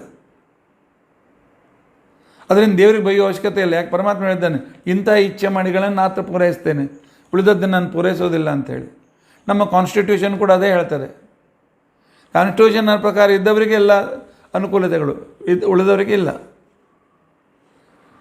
ಈ ರೀತಿಯಾಗಿ ನಮ್ಮನ್ನು ಹೇಗೆ ಪೋಷಣೆ ಮಾಡ್ತಾನೆ, ಹೇಗೆ ಬೇರೆ ಬೇರೆ ಋತುಗಳಲ್ಲಿ ನಮಗೆ ಅನುಕೂಲ ಮಾಡಿಕೊಡ್ತಾನೆ, ಚಳಿಯಿಂದ ಹೇಗೆ ಸಂರಕ್ಷಿಸ್ತಾನೆ, ಬಿಸಿಲಿನಿಂದ ಹೇಗೆ ಸಂರಕ್ಷಿಸ್ತಾನೆ, ಮಳೆಯಿಂದ ಹೇಗೆ ಸಂರಕ್ಷಿಸ್ತಾನೆ, ಅದನ್ನು ಕೊಟ್ಟು ಪ್ರಕೃತಿಯಾಗೆ ಹೇಗೆ ಸಮೃದ್ಧವನ್ನಾಗಿ ಮಾಡ್ತಾನೆ ಅನ್ನೋ ವಿಚಾರಗಳನ್ನು ಪುರಾಣದ 4ನೇ ಲೆಸನ್ನಲ್ಲಿ ತಿಳಿಸಿ ಹೇಳ್ತಾರೆ. ಆನಂತರ 5ನೇ ಪಾಠ ಅಂತ ತಿಳ್ಕೊಂಡಂತಂದರೆ ಊತಯ ಕರ್ಮವಾಸನಾ. ಜಗತ್ತಿನಲ್ಲಿ ಒಬ್ಬನು ಸಿರಿವಂತ, ಒಬ್ಬನು ಬಡವ. ಜಗತ್ತಿನಲ್ಲಿ ಒಬ್ಬನಿಗೆ ಬಹಳ ಸಂಬಳ ಇದೆ, ಒಬ್ಬನಿಗೆ ಕಡಿಮೆ ಸಂಬಳ ಇದೆ. ಒಬ್ಬನು ಹೆಚ್ಚು ವಿದ್ಯಾವಂತ, ಒಬ್ಬನು ಹೆಚ್ಚು ದಡ್ಡ. ಒಬ್ಬನು ಮಹಲ್ನಲ್ಲಿದ್ದರೆ ಒಬ್ಬರು ಗುಡಿಸಲಿನಲ್ಲಿದ್ದಾನೆ. ಒಬ್ಬನಿಗೆ ಏರ್ ಕಂಡೀಷನ್ ರೂಮ್ ಇದ್ದರೆ ಮತ್ತೊಬ್ಬನಿಗೆ ಫುಟ್ಪಾತ್ನಲ್ಲಿಯೂ ಕೂಡ ಜಾಗ ಸಿಗೋದಿಲ್ಲ. ಹೀಗೇಕೆ ಅಂತ ತಿಳ್ಕೊಂಡಂತನ್ನುವ ಪ್ರಶ್ನೆಗಳಿಗೆ ಪರಮಾತ್ಮ 5ನೇ ಭಾಗದಲ್ಲಿ ಉತ್ತರ ಕೊಡ್ತಾನೆ. ಯಾರ್ಯಾರ ಕರ್ಮ ಹೇಗಿದೆ, ಆ ಕರ್ಮಾನುಸಾರ ನಾನು ಫಲ ಕೊಡ್ತೇನೆ. ಯಾವ ಕರ್ಮ ಮಾಡಿದರೆ ಯಾವುದು ಒಳ್ಳೆಯ ಫಲ, ಯಾವ ಕರ್ಮಗಳನ್ನು ಕೆಟ್ಟ ಕರ್ಮಗಳನ್ನು ಮಾಡಿದರೆ ಏನು ಕೆಟ್ಟ ಫಲಗಳು, ಏನೇನು ಸುಖ ದುಃಖಗಳನ್ನು ಅನುಭವಿಸಬೇಕಾಗ್ತದೆ, ಯಾವ ಯಾತನೆಗಳನ್ನು ಅನುಭವಿಸಬೇಕಾಗ್ತದೆ, ಇದೆಲ್ಲ ವಿಚಾರಗಳನ್ನು ಅದನ್ನು ಭಾಗವತ ಪುರಾಣ ತಿಳಿಸಿಕೊಡ್ತದೆ. ಇದನ್ನು ಮಾಡಿ ನಿಮಗೆ ದುಃಖವಾಗೋದಿಲ್ಲ, ನರಕವಾಗೋದಿಲ್ಲ. ಇದನ್ನು ಮಾಡಿ ಸಂಪತ್ತು ಬರ್ತದೆ. ಈ ವ್ರತ ಮಾಡಿ ಜ್ಞಾನ ಪಡಿತೀರಿ. ಈ ರೀತಿಯಾಗಿ ಸೇವೆ ಮಾಡಿ ಮಕ್ಕಳಾಗ್ತಾರೆ. ಈ ರೀತಿಯಾಗಿರ್ತಕ್ಕಂಥ ಭಗವಂತನ ಆರಾಧನೆಯಿಂದ ನಿಮಗೆ ಸಾಕಷ್ಟು ಸಂಪತ್ತಿ ಬರ್ತದೆ. ಈ ಆರಾಧನೆಗಳಿಂದ ನಿಮ್ಮ ರೋಗಗಳು ದೂರವಾಗ್ತದೆ. ಇವೆಲ್ಲ ವಿಚಾರಗಳನ್ನು ಪುರಾಣ ನಮಗೆ ತಿಳಿಸಿಕೊಡ್ತದೆ. ಇದರ ನಂತರ 6ನೇ ಪಾಠ ಮನ್ವಂತರಃ ತತ್ರ ಸರ್ಗೋ ವಿಸರ್ಗಶ್ಚ ಸ್ಥಾನಂ ಪೋಷಣಂ ಊತಯಃ. ಮನ್ವಂತರಃ 6ನೇ ಪಾಠ. ಮನ್ವಂತರ ಅಂದರೆ ಮನು ಅಂದರೆ ಧರ್ಮ ಅಂತ ಅರ್ಥ.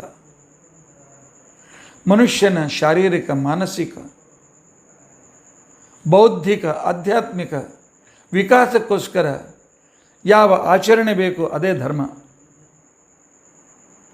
ಧರ್ಮ ಅಂತಿಕೊಂಡಂತಂದರೆ ಮನ್ವಂತರಾಣಿ ಸದ್ಧರ್ಮ, ಶುಕಾಚಾರ್ಯ ಕೊಟ್ಟಿರ್ತಕ್ಕಂಥ ಪರಿಭಾಷೆ. ಆದ್ದರಿಂದಾಗಿ ಉತ್ತಮವಾದ ಧರ್ಮ ಯಾವುದು, ಅದರಿಂದ ನಿಮ್ಮ ವಿಕಾಸ ಹೇಗಾಗ್ತದೆ, ಜೀವನದಲ್ಲಿ ಹೇಗೆ ಸುಖಿಗಳಾಗ್ತೀರಿ ಅಂತ ತಿಳ್ಕೊಂಡಂತ ಅನ್ನೋದನ್ನು ಧಾರಣಾತ್ ಧರ್ಮಮಿತ್ಯಾಹು. ಪರಮಾತ್ಮ ನಮ್ಮನ್ನು ಸಕಲ ರೀತಿಯಿಂದಲೂ ಪೋಷಣೆ ಮಾಡ್ತಾನೆ. ಆದ್ದರಿಂದಲೇ ಅವನಿಗೆ ಧರ್ಮ ಅಂತ ಹೆಸರು. ಆ ಧರ್ಮನಾಮಕನಾದ ಪರಮಾತ್ಮನು ಹೇಳಿದಂತೆ ಕೇಳಿಕೊಂಡಿದ್ದರೆ ನಮ್ಮ ಜೀವನದಲ್ಲಿ ಎಲ್ಲ ಉನ್ನತಿ. ಆದ್ದರಿಂದ ಎಂದಿಗೂ ಆ ಪರಮಾತ್ಮನ ಆಜ್ಞೆಯನ್ನು ಮೀರಬೇಡಿ. ಪರಮಾತ್ಮನ ಆಜ್ಞೆಯನ್ನು ಮೀರಿದರೆ ಧರ್ಮೋ ರಕ್ಷತೆ ರಕ್ಷಿತ. ಮೀರದಿದ್ದರೆ ನಮ್ಮನ್ನು ಪರಮಾತ್ಮ ರಕ್ಷಣೆ ಮಾಡ್ತಾನೆ, ಮೀರಿದರೆ ಪರಮಾತ್ಮ ನಮ್ಮನ್ನು ರಕ್ಷಿಸುವುದಿಲ್ಲ ಅಂತನ್ನೋದು ಧರ್ಮದ ಪರಿಭಾಷೆಯನ್ನು. ಯಾವುದು ಯಾವರಿಗೆ ಧರ್ಮ, ಯಾವುದು ಯಾರಿಗೆ ಅಧರ್ಮ, ಯಾವುದು ಎಲ್ಲರಿಗೂ ಯಾವುದು ವಿರುದ್ಧ ಧರ್ಮ, ಅಕರ್ಮ, ಕರ್ಮ, ಅಕರ್ಮ, ವಿಕರ್ಮಗಳು ಹೇಗೆ ಅನ್ನುವುದನ್ನು ಅತ್ಯಂತ ಕರಾರುವಾಕ್ಕಾಗಿ ನಮಗೆ ವಿಶೇಷವಾದ ರೀತಿಯಲ್ಲಿ ಮಾರ್ಗದರ್ಶನ ಮಾಡತಕ್ಕಂಥ ಒಂದು ವಿಶಿಷ್ಟವಾದಂಥ ಸಂದರ್ಭ ಇದು. 6ನೇ ಪಾಠ. ಯಾವ ಧರ್ಮಶಾಸ್ತ್ರ ಸ್ಮೃತಿಗಳಿಗೆ ಹೋಗುವ ಅವಶ್ಯಕತೆ ಇಲ್ಲ. ಪ್ರತಿಯೊಂದು ಪುರಾಣಗಳು ಸ್ಮೃತಿಗಳೇ. ಪ್ರತಿಯೊಂದು ಪುರಾಣದಲ್ಲಿ ಮನುಸ್ಮೃತಿ, ಯಾಜ್ಞವಲ್ಕ್ಯ ಸ್ಮೃತಿ, ಪರಾಶರ ಸ್ಮೃತಿ, ಶಂಖಲಿಖಿತ ಸ್ಮೃತಿ, ಎಲ್ಲ ಸ್ಮೃತಿಗಳು, ಅತ್ರಿ ಸ್ಮೃತಿ ಎಲ್ಲವೂ ಅಳವಡಿಸಿಕೊಂಡಿವೆ. ಪ್ರತಿಯೊಂದು ಪುರಾಣದಲ್ಲಿ ಕೂಡ ಅನೇಕ ವಿಚಾರಗಳು, ವಿಧಿ ನಿಷೇಧಗಳು ಬರ್ತದೆ. ಇದನ್ನು ಆಯಾ ಜನರ ಮುಖಾಂತರ ಪರಮಾತ್ಮ ಸಂವಾದ ರೂಪದಿಂದ ತಿಳಿಸಿಕೊಡ್ತಾನೆ. ಇನ್ನು 7ನೇ ಪಾಠ ಅವತಾರಾನುಚರಿತಂ ಹರಿಶ್ಚ ಅನುವರ್ತಿನಾಂ ಪುಂಸಾಂ ಈಶಕಥಾ ಪ್ರೋಕ್ತಾ ನಾನಾಖ್ಯಾನೋಪಬೃಂಹಿತಾ. 7ನೇ ಪುರಾಣದ ಕಥಾಭಾಗ ಪ್ರಾಕ್ಟಿಕಲ್ ಭಾಗ. ಮೊದಲನೇದೆಲ್ಲ ಥೇರಿ ಭಾಗ, ಪ್ರಾಕ್ಟಿಕಲ್ ಭಾಗ. ಭಗವಂತನನ್ನು ವಾಸುದೇವನನ್ನು ಉಪಾಸನೆ ಮಾಡಿದ ಧ್ರುವ ಹೇಗೆ ಉತ್ತಮವಾದ ಗತಿಯನ್ನು ಪಡೆದ, ಎಂಥ ಕಷ್ಟದ ಮಧ್ಯದಲ್ಲಿಯೂ ಪ್ರತಿ ಕ್ಷಣ ತನಗೆ ಮೃತ್ಯುವಿನ ಭಯ ಇತ್ತು. ತನ್ನನ್ನು ಕೊಲ್ಲಲು ತಮ್ಮ ಅಪ್ಪ ಪ್ರಯತ್ನ ಮಾಡಿದರೂ ಕೂಡ ದೇವರ ಮೇಲಿನ ವಿಶ್ವಾಸ ಬಿಡದೇ ಇದ್ದ ಪ್ರಹ್ಲಾದನಿಗೆ ಯಾವ ರೀತಿಯಾಗಿರ್ತಕ್ಕಂಥ ಶ್ರೇಯಸ್ಸು ಸಿಕ್ತು. 42-45 ದಿವಸ ಉಪವಾಸ, 72-75 ದಿವಸ ಉಪವಾಸವಿದ್ದರೂ ಬಂದ ಹಸಿದ ಬ್ರಾಹ್ಮಣನಿಗೆ ಊಟ ಹಾಕಿದಾಗ ರಂತ್ಯದೇವನಿಗೆ ದೇವತಾನುಗ್ರಹ ಹೇಗಾಯಿತು. ಒಂದು ಪಕ್ಷಿಯ ರಕ್ಷಣೆಗೋಸ್ಕರ ತನ್ನ ಆಶ್ರಯವಾಗಿ ಬಂದಿದ್ದ ಪಕ್ಷಿಯ ರಕ್ಷಣೆಗೆ ಶಿಬಿ ತನ್ನ ಶರೀರವನ್ನೇ ಮಾಂಸ ಕಿತ್ತಿ ಕೊಟ್ಟರು. ಅವನಿಗೇನು ಅನುಕೂಲತೆವಾಯಿತು. ಧರ್ಮದ ಆಚರಣೆಯಿಂದ ಪರಮಾತ್ಮನ ಅವತಾರದ ಚರಿತ್ರೆಯ ಜೊತೆಯಲ್ಲಿ ಭಗವಂತನ ಜೊತೆಯಲ್ಲಿ ದೇವತೆಗಳು ಅವತಾರ ತೆಗೆದುಕೊಂಡಾಗ ಭಗವಂತನ ಭಕ್ತರು ತಮ್ಮ ಜೀವನದಲ್ಲಿ ಹೇಗೆ ಅದನ್ನು ಪ್ರಾಕ್ಟಿಕಲ್ಲಾಗಿ ಪಡೆದರು ಅಂತ ತಿಳ್ಕೊಂಡಂತನ್ನೋದನ್ನು ಸಂಪೂರ್ಣ ಪ್ರಾಕ್ಟಿಕಲ್ ವಿಚಾರಗಳನ್ನು ತಿಳಿಸೋದಕ್ಕೋಸ್ಕರ ಹೊರಟಿರ್ತಕ್ಕಂಥದ್ದು 7ನೇ ಪುರಾಣದ ಲೆಸನ್. ಎಷ್ಟೊಂದು ವಿಚಾರ ಇದೆ ಇಲ್ಲ ಪುರಾಣದಲ್ಲಿ. ನಾವು ಅದು ಹೆಸರನ್ನಾದರೂ ತಿಳಿದುಕೊಳ್ಳೋಕ್ಕೆ ಪ್ರಯತ್ನ ಮಾಡಿದ್ದೇವೆ.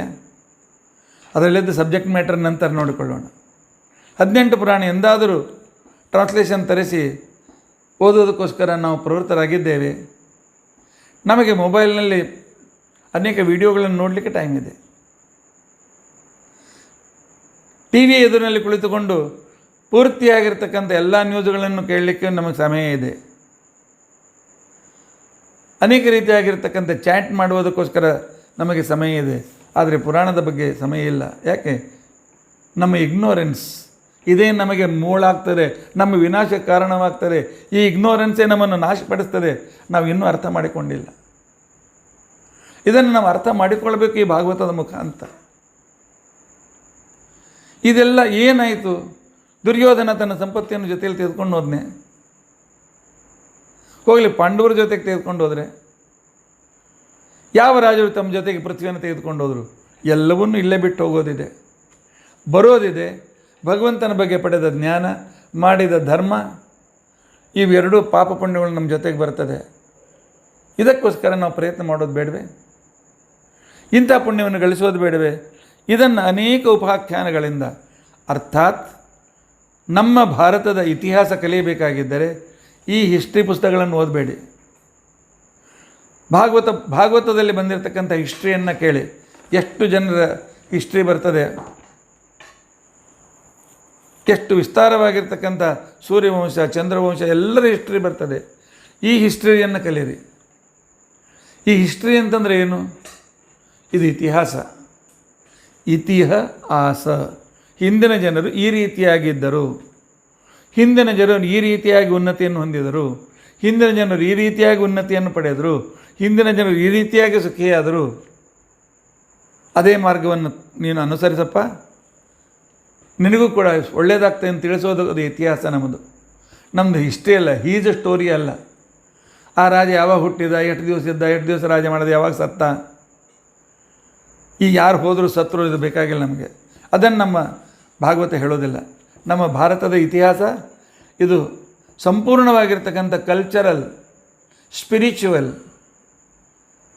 ಆ ನಂತರ ಅಷ್ಟೇ ಅಲ್ಲ, ನಮ್ಮ ಇತಿಹಾಸ ಸಾಂಸ್ಕೃತಿಕ ಇತಿಹಾಸ. ಕೃತಯುಗದಲ್ಲಿದ್ದ ಸಂಸ್ಕೃತಿಯನ್ನು, ತ್ರೇತಾಯುಗದಲ್ಲಿದ್ದ ಸಂಸ್ಕೃತಿಯನ್ನು, ದ್ವಾಪರಯುಗದಲ್ಲಿದ್ದ ಸಂಸ್ಕೃತಿಯನ್ನು, ಈಗ ಕಲಿಯುಗದ ಸಂಸ್ಕೃತಿಯ ಜೊತೆಗೆ ನಾವು ಹೇಗೆ ಹೋರಾಡಬೇಕಾಗಿದೆ. ಈ ರೀತಿಯಾಗಿರ್ತಕ್ಕಂಥ ಸಂಪೂರ್ಣ ರಿಲಿಜಿಯಲ್, ಕಲ್ಚರಲ್ ಇತಿಹಾಸವನ್ನು ತಿಳಿಸಿಕೊಡೋದೇ ನಮ್ಮ ಪುರಾಣದ ಉದ್ದೇಶ. 7ನೇ ಭಾಗ ಪ್ರಾಕ್ಟಿಕಲ್ ಹಿಸ್ಟ್ರಿ. ಪುರಾಣದ 8ನೇ ವಿಷಯ ನಿರೋಧ. ನಿರೋಧ ಅಸ್ಯಾನುಶಯನಂ ಆತ್ಮನಾ ಸಹ ಶಕ್ತಿಭಿ. ಪರಮಾತ್ಮನ ಕಪಟನಾಟಕ ಸೂತ್ರಿಯಾದ ಭಗವಂತನ ಈ ಜಗತ್ತಿನ ಸೃಷ್ಟಿ ಸ್ಥಿತ್ಯಾದಿಗಳು ಒಂದು ಆಟ. ಸೃಷ್ಟಿ ಸ್ಥಿತ್ಯಾದಿಗಳೊಂದು ಆಟ. ಮಕ್ಕಳು ಆಟ ಆಡುವಾಗ ದೊಡ್ಡ ಪೆಟ್ಟಿಗೆ ತುಂಬ ಆಟಿಕೆ ಸಾಮಾನು ತಂದು ಕೊಟ್ಟಿರ್ತಾರೆ. ಈಗಿನ ತಂದೆ ತಾಯಿಗೆ ಒಂದೆರಡೇ ಮಕ್ಕಳು, ಒಂದು ರೂಮ್ ತುಂಬ ಆಟಿಕೆ ಸಾಮಾನುಗಳು. ತೆಗಿತೇವೆ, ಆಟ ಆಡ್ತೇವೆ, ಮತ್ತೆಲ್ಲ ಮತ್ತೊಂದು ಜೋಡಿಸಿ ಮತ್ತೆ ಇಡ್ತೇವೆ. ಒಳ್ಳೆ ಮಕ್ಕಳಾಗಿದ್ದರೆ. ಇನ್ನೊಂದು ಮಕ್ಕಳಾಗಿದ್ರೆ ಬೇಸೋದು ಹೋಗ್ತೇವೆ. ಪಾಪ ಜೋಡಿಸೋದು ತಾಯಿ ಹಣೆ ಬರ. ಇರಲಿ, ಅದನ್ನು ತಾಯಿ ಹೇಗೆ ಜೋಡಿಸಿಡ್ತಾಳೆ. ನಮ್ಮ ಅಪ್ಪನ ತಮ್ಮ ತಂದೆ ತಾಯಿ ಎಲ್ಲೂ ತವೇಮ ಮಾತಾಜ ಪಿತಾತ್ವಮೇವ ಆದ ಪರಮಾತ್ಮ ಮತ್ತೆ ಈ ವಿಸ್ತಾರವಾದ ಏನು ಆಟವನ್ನು ಆಡಿದ್ದಾನಲ್ಲ, ಅದನ್ನು ಮತ್ತೆ ಪುನಃ ಉಪಸಂಹಾರ ಮಾಡ್ತಾನೆ.